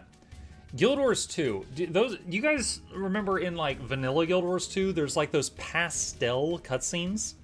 I love those things. Like when you first beat like the Zaitan, who's the first dragon, and like the fight at Fort Trinity. There's like those pastel cutscenes, the ones with Aurene when she was seeing all the different futures, like Doctor Strange. Like those were fantastic, and for some reason they stopped doing those. They've got a few like most recent. What are the most recent cutscenes they've had? I remember there was some with like Dagda, but they're all like in game, like they were recorded in game. So they kind of changed the style, and it's fine. It's serviceable. I more like those ones that they drew before. Do you have any videos of you doing a Sab Trib run? I do not. I admit I don't think I've ever finished a Sab run. Sorry, a Sab Trib run. I don't think I've ever finished a Sab Trib run. I tried it and I was like, oh my god.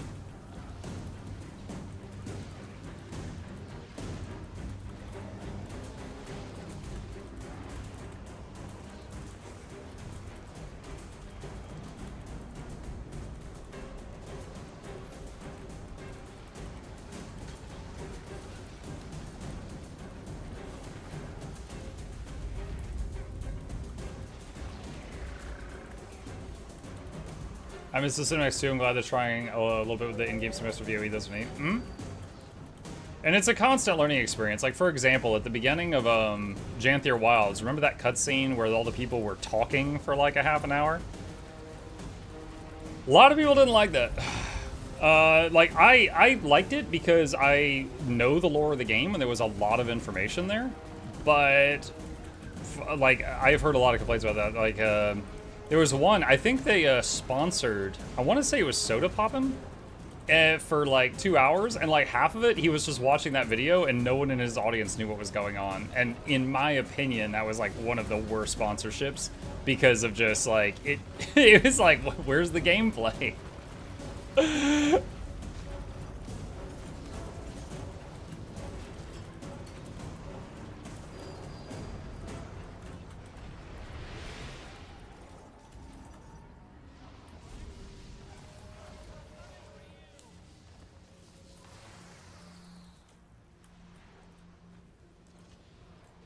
What zone is he in for the Death Brand of Shatterer? Jahai Bluffs. Top left corner, every couple of hours.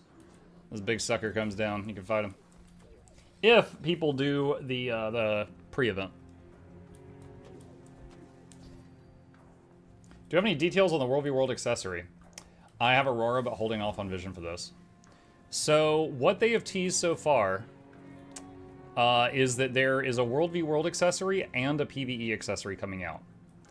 In my opinion, the most important thing that we do not yet know is, are they unique?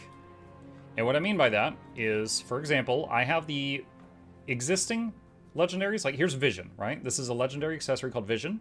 You can't have two Vision. You can't have Vision 1 and Vision 2. You have to get Vision and something else.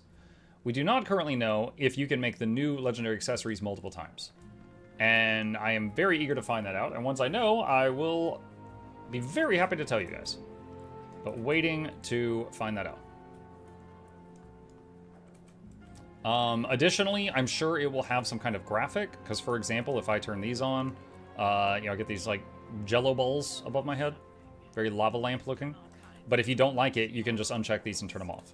So I'm sure it'll have some kind of flashy thing, and then you can turn it off if you don't like it. How many careers can one golem have? This unit is very versatile. That was a fast shatterer. EU method. EU likes to ignore all of the ads that heal him and burn him down. And as long as you do more DPS than they heal, you can just Unga Bunga and tunnel vision it, and then that's a game.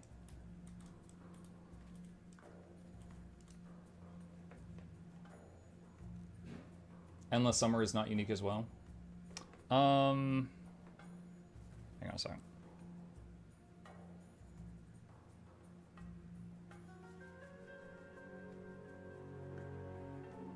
I'm trying to remember, did I finish Endless Summer? I don't think I finished it. I think I recorded what I needed to just to make the guide, and then I didn't finish it. Chat, Endless Summer is, you can have two of them, right? I think you can have two Endless Summers.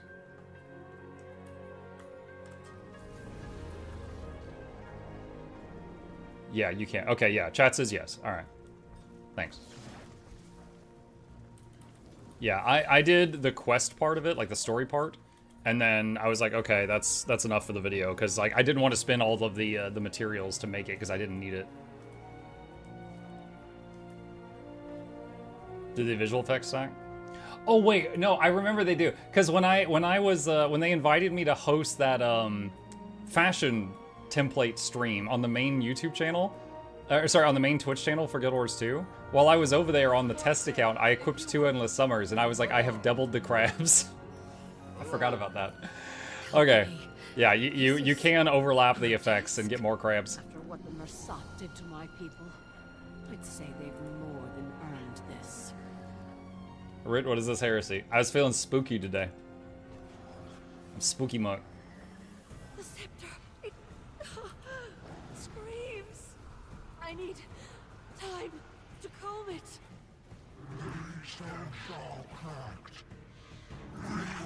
You should find a way to not allow gastric juices to ever build up too much. Artist, I'm trying, man. Dude, I have tried like 30 different things. I'm going to 3 doctors that can't agree on what's going on. I'm on pantoprazole, which is a proton pump inhibitor that is trying to prevent my stomach from making as much acid. I'm also trying alginates, which makes a raft on top of your stomach made out of bubbles that prevents stomach acid from coming up. That doesn't work very well. Like, dude, I am trying. And I don't even know if any of that is related to why my voice keeps cutting out. Mug, just fix your body. Oh my god, dude, who's got a sensu bean? Seriously, just give me a goddamn sensu bean. Tired of this. Dude, people just acting like I'm just like not even making an effort here. Like, what the hell?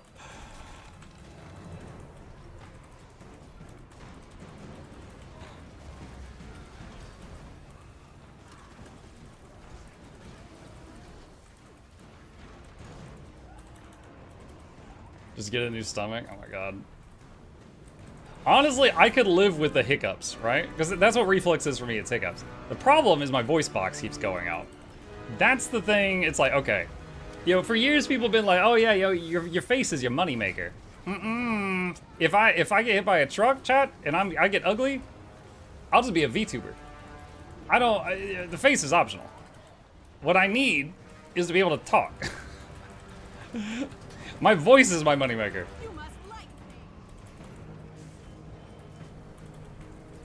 VTuber? Yeah. You don't have to be hot to be a VTuber. Just get a hot character and hide behind it. In my case, forget hot. I'll just hide behind the goblin over here. Easy.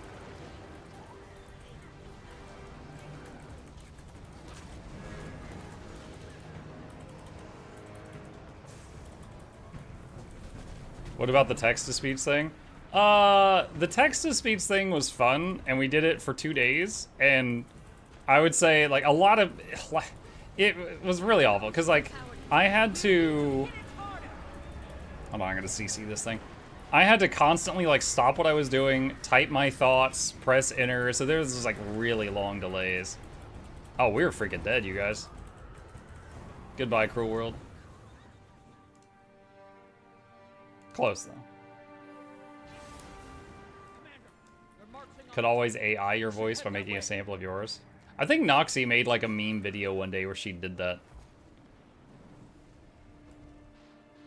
Thing is, though, I like being able to talk. There's a reason I'm always talking with chat. I enjoy being able to do that. Oh my god.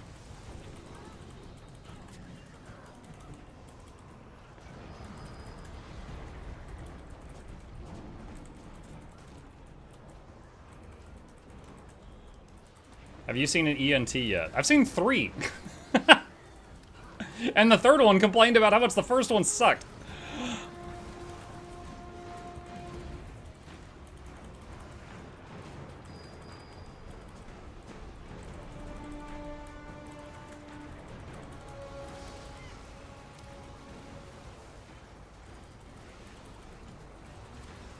Doctor competition. Yeah, he said something like, he's like, oh my god, these freaking ENTs in Atlanta, they are all just like, you've got acid reflux, have some pantoprazole. They just hand this stuff out like candy. And I was like, they did give me pantoprazole.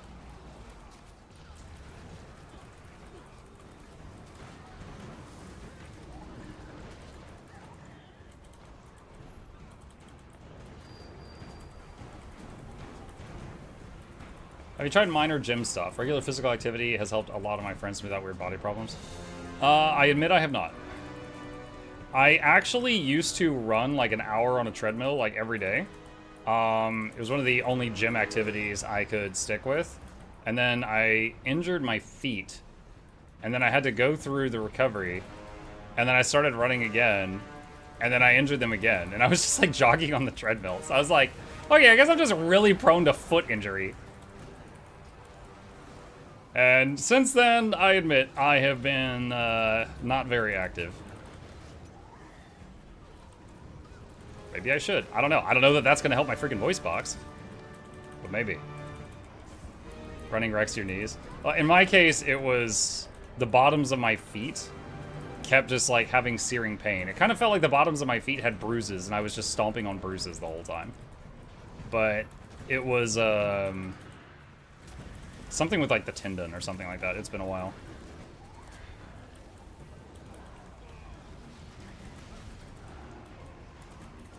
Let's bloodwell these guys. Your body rejects running. Yeah, I guess. Yeah, I am definitely not one of those people that like, what is it like? After you've been running for a while, you get endorphins, then it feels so good. No, the whole time I'm just thinking about how much I hate life. The one way I was able to stay physically active for a while, chat, is I would find a TV show or an anime, and I'd be like, all right, I want to watch this. I'm only allowed to watch this when I'm on the treadmill. And then that's like, by combining those two activities, I would kind of look forward to the run because I could watch my show.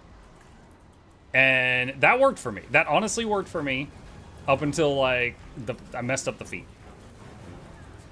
I was doing that for a while.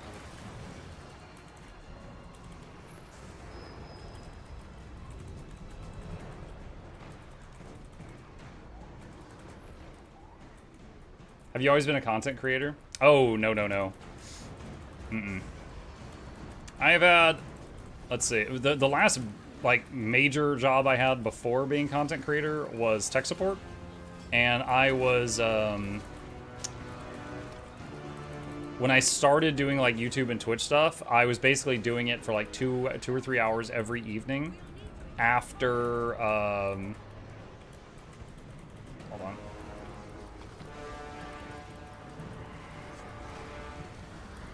Oh man. Oh my god, dude, I honestly, I think I say that. I resurrected 5 people, and then they threw their CCs, and we barely made it. But yeah, anyway, I was doing content creation for like 2 or 3 hours after work each day when I first started. Like, you know, the streak, like, I've streamed every day for almost 8 years. Like, the first year or 2 of that, I was just doing it as a hobby. Instead of walking on treadmill, just lift dumbbells? Maybe. I don't have any dumbbells. My kid's pretty dumb. I could lift him. Dad jokes. Wow. Well, you're out of range, Charbon.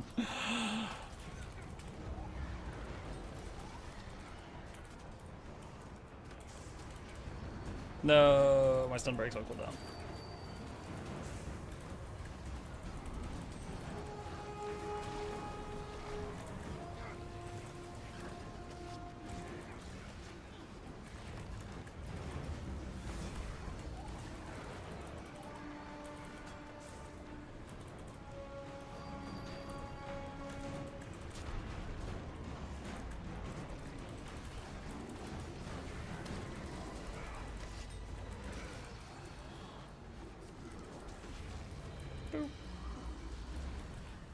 Blood Bowl these two. It's not Glyph of the Stars, but it's kind of like caffeine-free Glyph of the Stars with a 25-second cooldown. The AoE Blood Bowl revive. This place no longer. If you're having hiccups and vocal changes, honestly sounds more like a dystonia that could typically be treated by Botox. What? I mean, all right. My mental image of Botox is that that's a surgery. I would not get that unless a doctor recommended it, and then I would seriously have to think about it. But again, this all started when I did like an 18-hour stream one day, because I'm a very intelligent person, and so I think I injured it that day because it was literally that day, like the next day I couldn't talk. So maybe all this reflux stuff is a contributing factor to it not healing, but it was absolutely not the original cause. I don't believe that for a second. Armchair doctors in chat. Yo, I have no problem with people in chat being like, "Oh yeah, I think it might be this." Like that's fine, but at the same time, if I disagree, I'll say it. Right? It's a conversation. We can have back and forth. That's fine. Picturing Muck with absolutely luscious lips. Be like, I thought you were just fixing my voice. They're like, I made some improvements. Of course it's working. I calibrated it. Reminds me. Hold on a sec. Hold on. There was an episode of Naruto where they were trying to find out what Kakashi looked like behind his mask because he always had a mask on. And one of them was imagining him with big lips, and like this is what they showed. I'm imagining like that's me. That's me coming out of the Botox.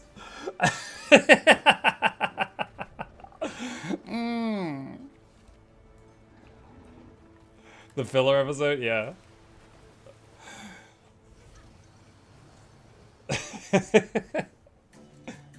I'm in position. Conjuring a Just portal Botox now. your neck should be fine. I don't Should want be to fine. risk using the scepter again before we reach the interior chamber. Use your warclaw, James.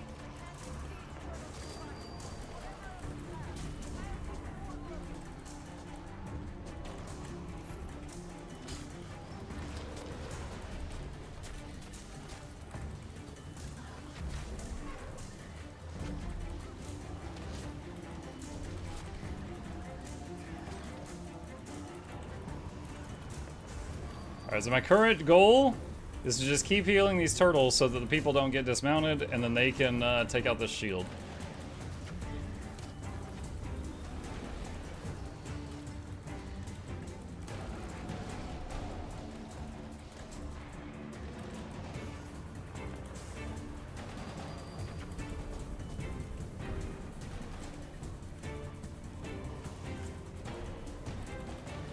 Don't let up.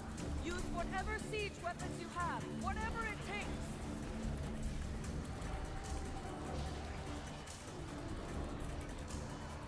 If it's reflex, wouldn't the doc just prescribe Nexium or Prilosec? I don't know what those are.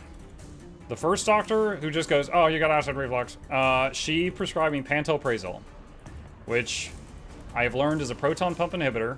And the main thing it's supposed to do is, like, whenever you eat food and food drops in your stomach's like, oh, party's here, and it starts making acid. Proton pump inhibitor is supposed to tell the stomach, chill out, make less acid.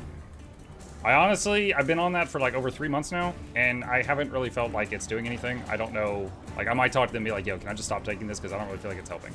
But we'll see what they say. Second doctor, well, okay, there was a few visits where they gave me, they like swabbed the back of my throat and they tested it, and they're like, all right, you got some bacteria. Let's try antibiotics. So I've been on 2 rounds of antibiotics. I've been on 2 rounds for steroids, which I think they just didn't know what to do. So they're like, here's some roids. And then the pantoprazole, and then now physical therapy. Now, there's been a lot of disagreements with the docs, like between the docs, not with me, about like what exactly is going on.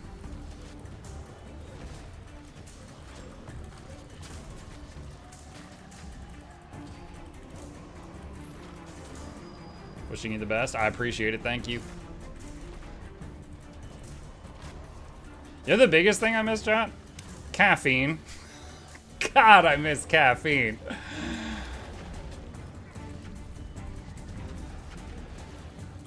Like, if they were like... If they gave me some kind of ultimatum, and they're like, you can have the pain go away, but you can never have caffeine again. Or you can have caffeine, but you're gonna have minor pain forever. I'm not sure which one I'd pick. I'm not sure. Addict? Dude, I guess. I mean, I stream until midnight each night, and some nights I'm like, oh man, I'm like nodding off. I need caffeine. I need a soda pop. I've quit coffee for 3 years and I never felt better in my life. Yeah, I'm happy for you, truly. However, I've been off caffeine for like almost 4 months now, and God, I miss it. All the people that were like, oh, you're gonna feel so good after it's out of your system. I want it back.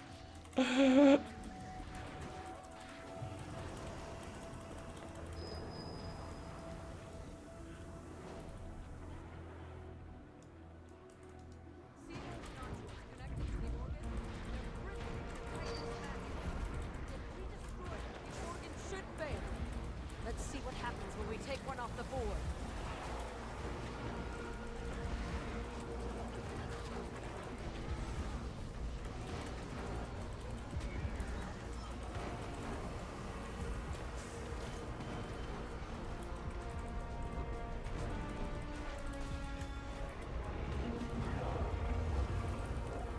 Oh. The organ is starting to falter. Destroy the other nodules. Boom! Oh my god, all those numbers. That was beautiful. Healer, by the way.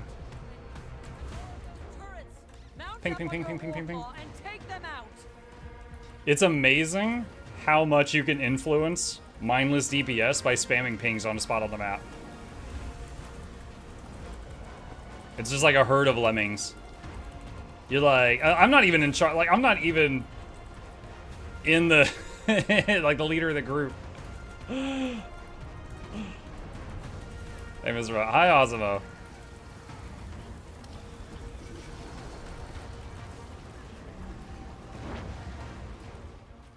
Do we kill the ads or just go to the next one? Is that tag for down here too? Oh yeah, they are. On a scale of 1 to 10 being the worst, how bad's the pain?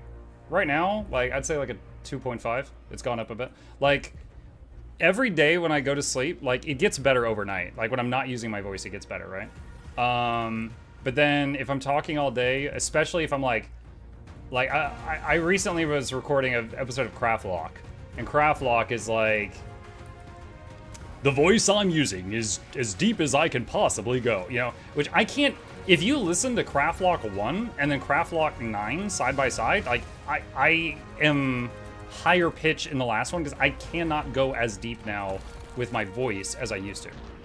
But after like recording an episode of that, like, I'm like, it's bad. It's bad. Surprised you're not pounding back cough drops. I've had 2 during this stream. I'm okay right this second.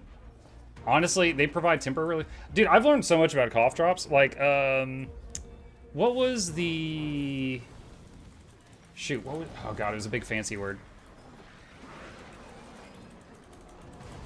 Menthol.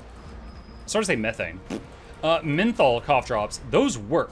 Like, for 30 minutes, I feel like myself again. Like, for the first time in months. But all it's doing is it's just numbing the throat. And then I don't feel the pain, and I talk normally, and then after it wears off, I'm in agony because I, like, broke everything again. So I tried menthol cough drops for a while, and I was like, okay, this is not good. And then I stopped those. And then there was this other one that was like Hexal something. It was a really big word. Tried that, and it burned for some reason. I'm like, okay, that's not the result I'm looking for. So I was like, all right, never mind on this. And then, what was the active ingredient of this one? It's like pectin? Something started with a P. It doesn't say it on the wrapper. It's like pectin? I think it might have been pectin. So pectin cough drops, those seem to work okay and not have any negative side effects. But getting some that, you know, I don't want to like take too many because like they often have like sugar and stuff in them too.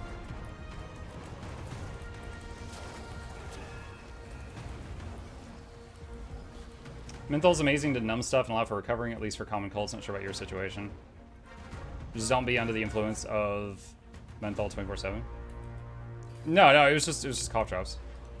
But also apparently menthol stuff like dries out the affected area. So for the throat, that can be bad.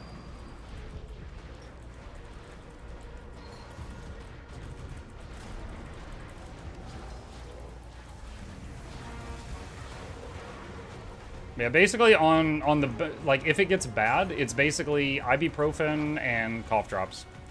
That's it. That's the temporary relief.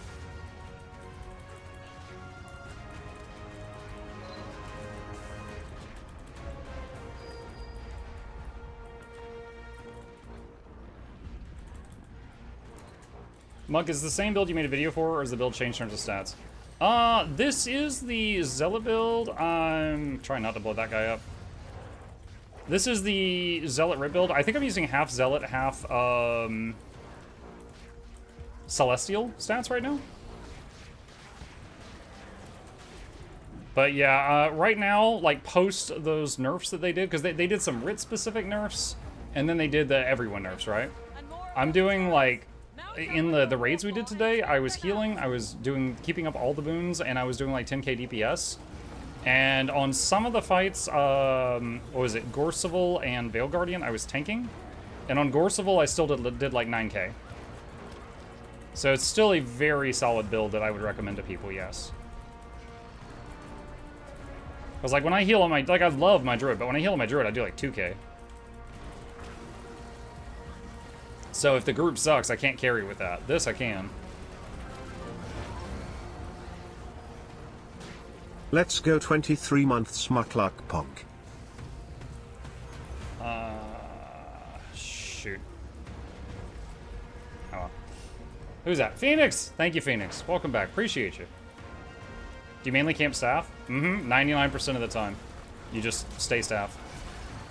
You basically, your weapon swaps are between the staff and the Writ Shroud.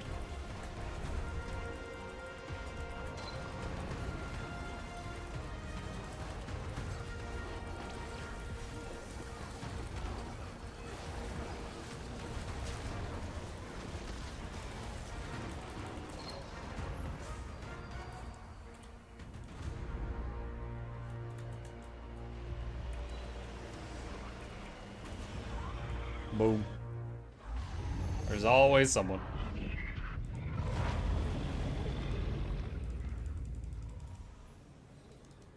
That's the last one. Leave the rest to me.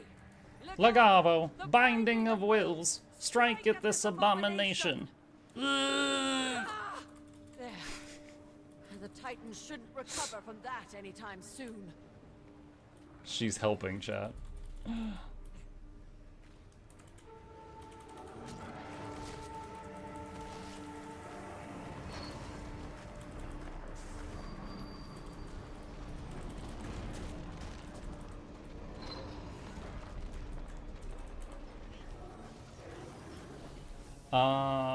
Let's see.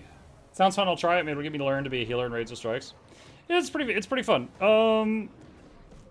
I would say the biggest curveball with this Wind Shark is like one, very small boon radius. You really got to stay close to your teammates. And the second thing is the stability. If you're in staff, your stability is your 5. And it's not instant. It has a very short cast time, but that's very different from instant. And the second source of stability comes from the spirit. So, for example, I'm going to do this, okay? See, he's right there. If I use F4 to give stability, it happens over there. You've really got to make sure you know where he is. Or just keep him stacked with you. That's the main thing. It's like if you're in Shroud and you're trying to give your team stability, you got to make sure that you got the thing placed at the right spot. And then the closest thing you got to Aegis is Weapon of Warding, which is like special Aegis. Well of Blood, if you don't want Well of Blood, you would take Resilient Weapon, which is another party-wide heal. Very solid. And then just change this trait here for probably Overflowing Thirst. Yeah, like, for example, I think Teapot's build had this and was running Dagger, and I'm running this because I like having the AoE res. Shroud 5 teleports the spirits, so if I use that, then use the stability skill. You can, yeah. The thing with Shroud 5 is, okay, this is actually something that one of y'all taught me. When you use Shroud 5, you will... Hold on a second, I'm trying to get some energy. Alright. See how they both... I did my spirits and they just did a thing, right? If I use Shroud 5, they do a thing, okay? So if they're already in the middle of a thing, so if you hit like 4-5, you will interrupt the 4 with the 5. So when you go into Shroud, if you do 2, 3, 4, 5, instead do 2, 3, 4, pause a second, do 1 or 2 autos to let the spirits finish what they're doing, then hit 5. Otherwise, you will constantly interrupt them. That's something that I did not pick up on for a long time. We're both here. The Mist's Gate, its connection is in flux. The Titan isn't dead. I can feel it. What are your favorite heal builds other than Druid? I like Scourge, I like Scrapper, I like Mechanist, I like Ritualist. I only played Luminary briefly when I was trying it out, when it first came out, but if I were to main Guardian, it would probably be Luminary. Luminary was very fun. Chrono has some fun mechanics. If I were a Mesmer main, I'd probably go Chrono. I don't know that I'd be good at it, but I think I'd probably go Chrono. It has some fun stuff. Like, Well of Precognition makes my brain happy. Heal Paragon. Yeah, Heal Paragon's very solid. It does, like, it does, like, 100 DPS. It does, like, very little damage compared to Rit doing, like, 10k. But it is good.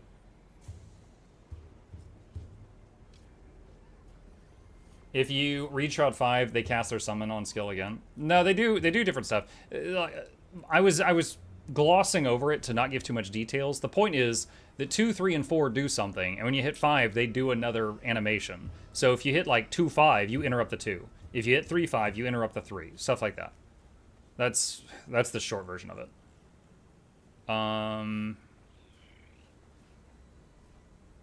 Wait, is Ritualist Shroud not in the list of skills? What the hell? Okay, well, that's...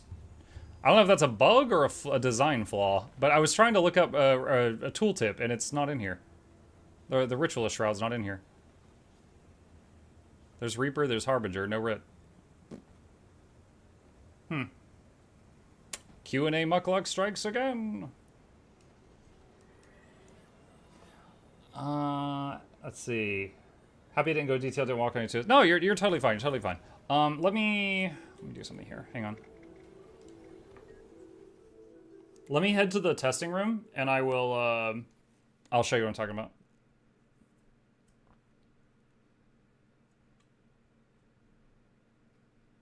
I got about 10 more minutes, so this will be perfect.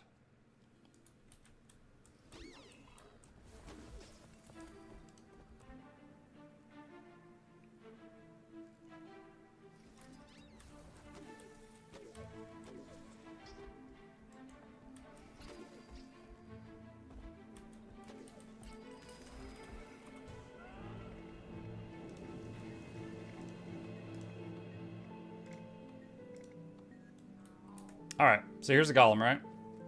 So, I'm just going to tap this thing for a second. So we're going to go into Shroud. The 2 button is gun. That's the attacking one. It goes to your target, just goes... Alright? The 3 button is CC and some damage. Boom. Okay? That makes the annoying puddle that covers stuff, too. The 4 is a heal and Condi cleanse around you. Okay? The 5 teleports them all to you, and they do a thing. Okay? Now, what is the thing? The thing is the damage one does damage again. The CC one does damage and a CC. And the heal one makes a projectile block. See, there's the projectile block. Not reflect, it's a block. Okay? So, if we do... Why did that not work? It's weird. Alright, so if I do 2, 5... I interrupted the 2 with the 5. So instead of doing the 2 attack and the 5 attack, the Anguish Spirit only did 1 attack. If I do... Oh, that's actually not going to work because I needed to reset the cooldowns, and Mushroom King's Blessing failed again. Okay, so now if I do 4, 5, the bubble didn't get made. Do you see that?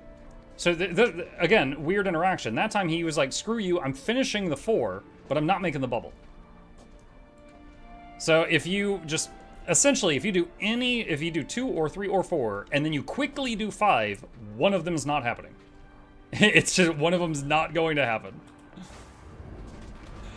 So, that's it. Just the lesson there is, unless it's an emergency, if you hit any of these skills, let your 1 fire for a second or 2, like 1 to 2 shots before you hit the 5. Otherwise, something won't happen. But, yeah, so it's either going to be less damage or less healing or less utility, but it'll be less. There's also a Selly healer for Paragon that does like 14k. Really? I didn't know that. That's awesome. That's cool. Okay. I thought you could interrupt Gale Shot's Hawkeye easily. Well, all of the skills I'm showing you, you can use while moving, I think? Hold on. So, there's the 2. There's the 3, there's the 4, there's the 5. Yeah, you could do all of these... Oh, hold on a sec. I got my shroud dropped. All right, let's try this again. Yeah, you could use all of these while moving.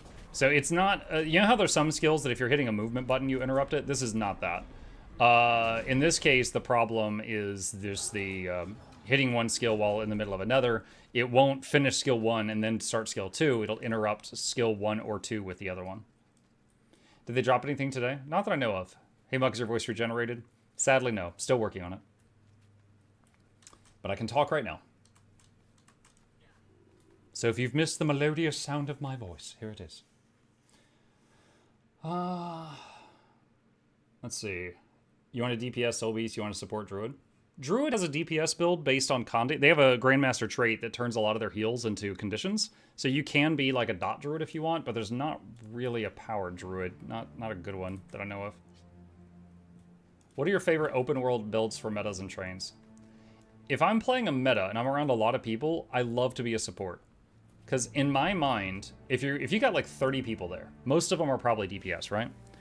If you got 30 DPS, what's more beneficial? Having a 31st DPS or having a healer giving everyone around them 25 stacks of might? It's the might, right? Having the support nearby that's giving everybody fury and regen and swiftness and 25 might and quickness or alacrity, all that stuff is way more damage output total than one more damage dealer. Plus, you revive people, get them off the ground, stuff like that. So I love being a buffer in like large scale stuff, right? If I am on my own, then yeah, I'll change it up. I'll do something pure damage. Like many of you have seen me play the Quickness Untamed when I'm on my Ranger. I'll play that when I'm on my own. That's very solid even when you're completely alone. Like this build that I'm playing right now, I wouldn't recommend it if you're completely solo unless you just really don't want to change builds. Like this, this is sturdy. It's got a lot of healing. It's got 10k damage, so you would be able to do any open world solo stuff you wanted, but it would be slow because a real damage dealer would do like triple. I love green numbers and mass resing. Me too. They added some homestead decorations from Super Adventure Box. Oh, did they? Let's take a look.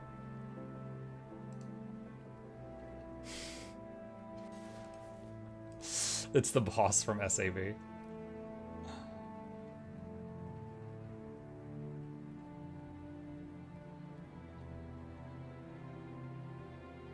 Neat. Not something I need in my life, but neat.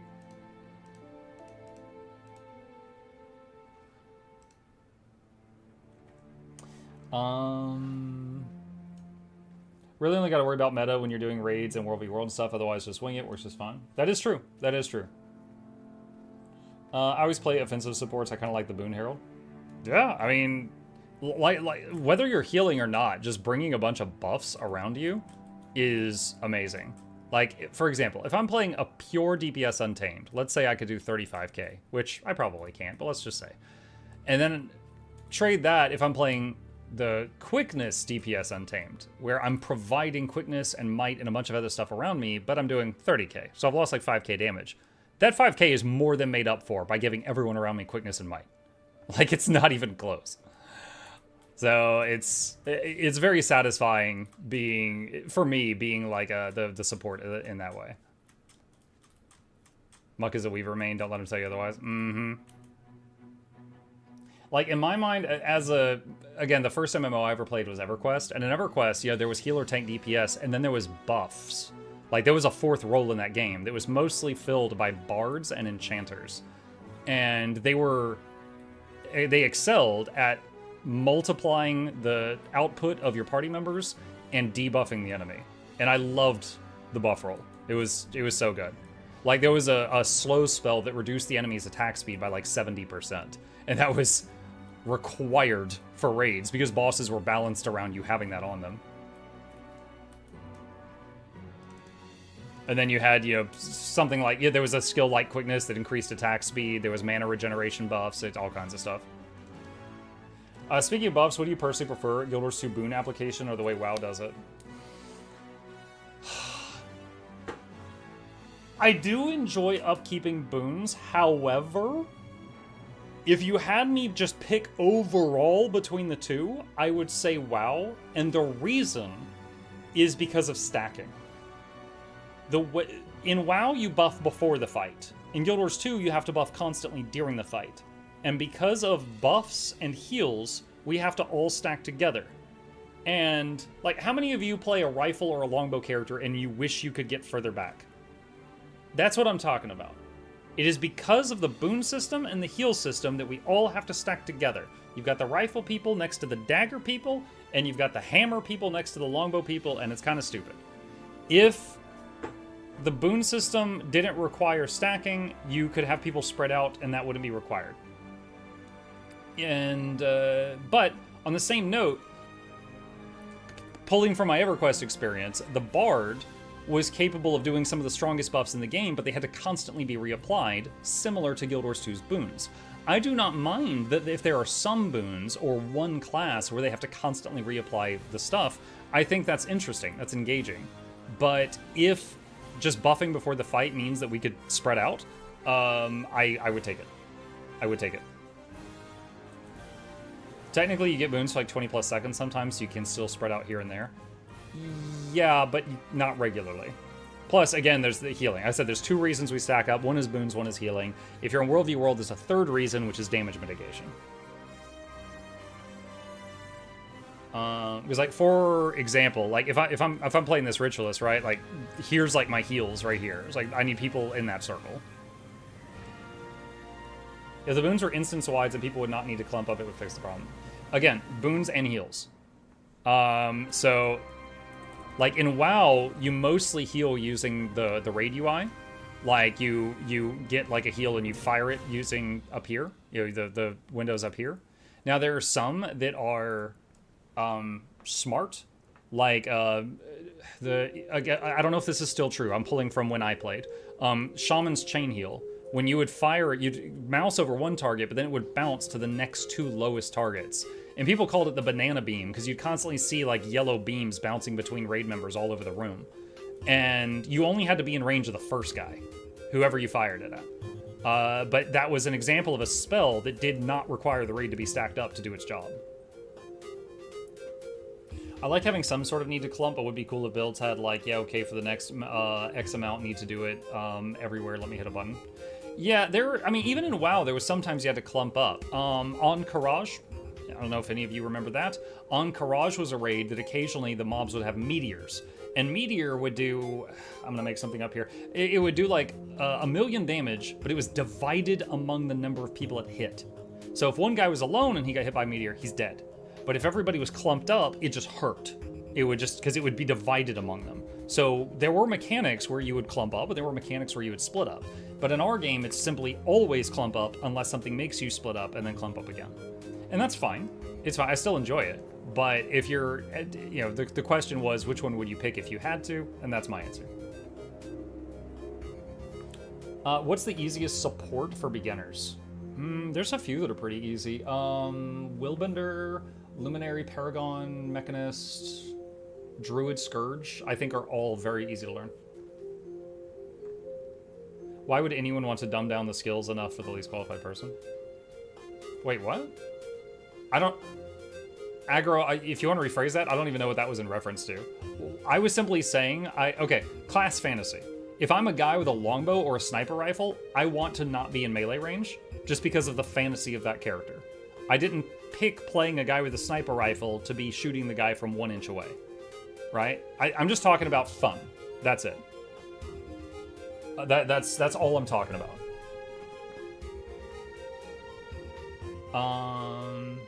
Like group heals based on one person to heal. I mean, again, the shaman one was just one example, right? There's like talking about WoW, there was the shaman healing, there was paladin healing, there was priest healing, and there was holy and discipline, there was druid healing, and all of them operated differently. For example, during the time I was there, paladins were the king of tank healing. They were not good at raid healing at that time. So they did have one skill that was called Beacon of Light, and basically whenever they healed someone, they also healed the beacon. So they would cast Beacon of Light on the tank and then just heal anyone that they could in the raid, and it would also heal the tank. But they had to be casting nonstop to keep the tank alive. Shamans were really good at raid healing because the chain heal thing, where it would just bounce around, and it was smart enough to always prioritize the lowest health people. Discipline Priest at that time, they had Power Word Shield, where it was a cooldown. If you put it on someone, you couldn't put it on them again for like 15 seconds, but it was effectively like Guild Wars 2's Barrier. It would give them temporary hit points over the cap. So if they knew a big hit was coming, they could start putting shields on people, but it was one at a time. Druids were the kings of regen. They had many heal over time effects. And they had like one that was really, I think it was called like Nourish or Flourish or something. And it was really weak, but it would hit the 5 lowest health raid members. So it was smart and it would go for who needed it, but it was like your weakest heal. But then your strongest heal over times were single target, and you had to, do those more manually. Yeah, I mean, they all had a different flavor. It was definitely, there was more stark differences between the healers in WoW than in this game. In this game, like, everyone has access to the regen boon, for example. What's your favorite support to play? Druid, mostly, but I was playing Ritualist today because I was itching to, and I had a lot of fun. I think it was more the statement from someone that instance-wide buffs would fix things, sorry. That would take the skill out of the game. Again, like, I really want to press the point that I'm not in charge of anything, so if you don't agree with this, that's fine. I'm not changing anything. I don't work at ArenaNet. I just like the idea that have some, have buffs be instance-wide. That way people can spread out. Okay? Like, okay, the boon thing, you could have it just be buffs you do before a fight, or you could just have them be massive range so people could spread out. But it'd have to be healing too. If you had massive radius boons, but healing is still what it is now, you still have to clump up. But if you somehow address both those issues, then you could have the melee people in melee, the ranged people at range, etc., etc. And I think it would be cool from a class fantasy standpoint to reach a system where people with like longbows and stuff are farther back. Two-handed axe. Very rarely see that in this game. That's all. That's all. Here you can't do single target with the visuals. Yeah, there's a few skills in this game that are single target, like Druid Staff 1 or Spectre Scepter attack. But it's like the way, honestly, the raid UI isn't really built for that, so it doesn't feel good using those. Like they're, like for example, every healer I knew when I did like serious hardcore raiding in WoW, every healer I knew at that time was using mouse over macros.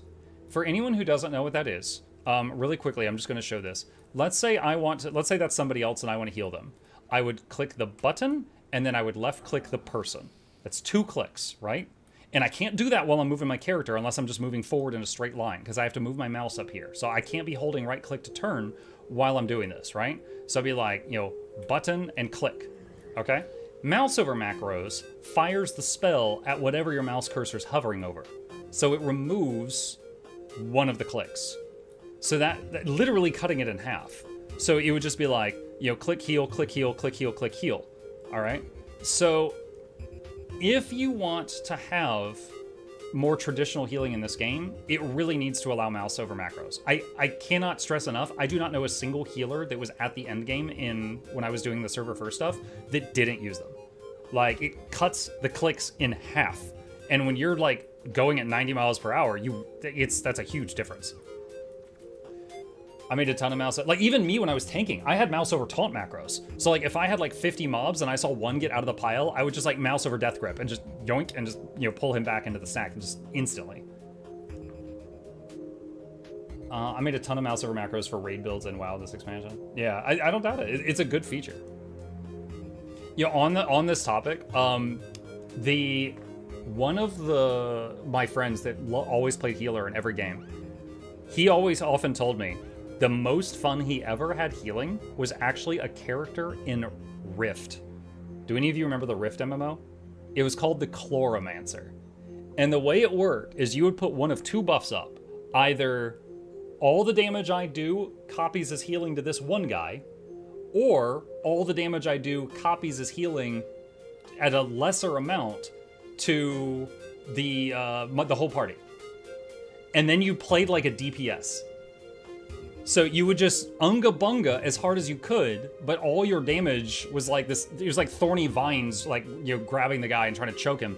It was like a druidish type of thing, but all the damage you dealt was copied as healing to the main tank or copied as healing to a much lesser degree to the whole party. So you could be a raid healer or a tank healer, but you played like a DPS. And he loved it. He had such good things to say about it. That's where I got my name. What's up, Chlor? I didn't know you were in the chat. Loved your class in Rift. Idea based on your experience, Warrior World is likely still going to have clump up style of play. How do you think PvE would be affected by a minimum range on heals and boons of 900? Minimum range, yeah. I think that would be awesome. I don't remember where I heard it, but there was one time I heard the devs say something like, increasing the range of boons increases the load on the server. And to that, I would say increase the duration. Because if the server is taxed every time you provide a boon at a large range, like it has to, you know, scan more people, then maybe don't have things like Druid, where it provides 1 second of alacrity every application, so you have to do like this to pump it out. You know, if the server is getting overloaded by us having larger boon ranges, then reduce how often we have to hit the button and increase the duration of it. That's my thought on that. Because like you got some classes that they just do a thing, and then the whole party has quickness or alacrity for 20 seconds. And then there's like Druid, where every time you do a thing, the party gets 1 second of alacrity, so you have to spam. Warrior Healer Mentalist uses two-handed swords and no real feel between heavy and light armor like in other games, but the game is just like that different. Yeah. All right, cool. Well, this was a fun talk, but chat, I am out of time, so I am going to wrap it up here. Thank you so much for hanging out with me today. I hope you guys had fun. Few plugs on the way out. If you're new here, my name is Muck. I stream every evening and every weekday morning. I'll be back in about 5 hours for the evening Guild Wars Tuesday stream. Hit the follow button if you want to join me then on Twitch, or subscribe if you're on YouTube. There's links to both my YouTube channels in the chat. And a special thank you to the patrons. They keep this channel alive with their support. I could not do this without their help. There's a link to that in the chat if you're interested. Shilling complete. Thank you for listening. I'm going to find someone to raid on the Twitch side of things. Give me just a minute if you want to watch more. Yeah, Guild MM is live. I can get him. All right, I'll give him some support. And again, if you fancy it, I will be back tonight. Or if you just want to watch morning streams, tomorrow morning, I'll be back on Pirate Enshrouded. See ya.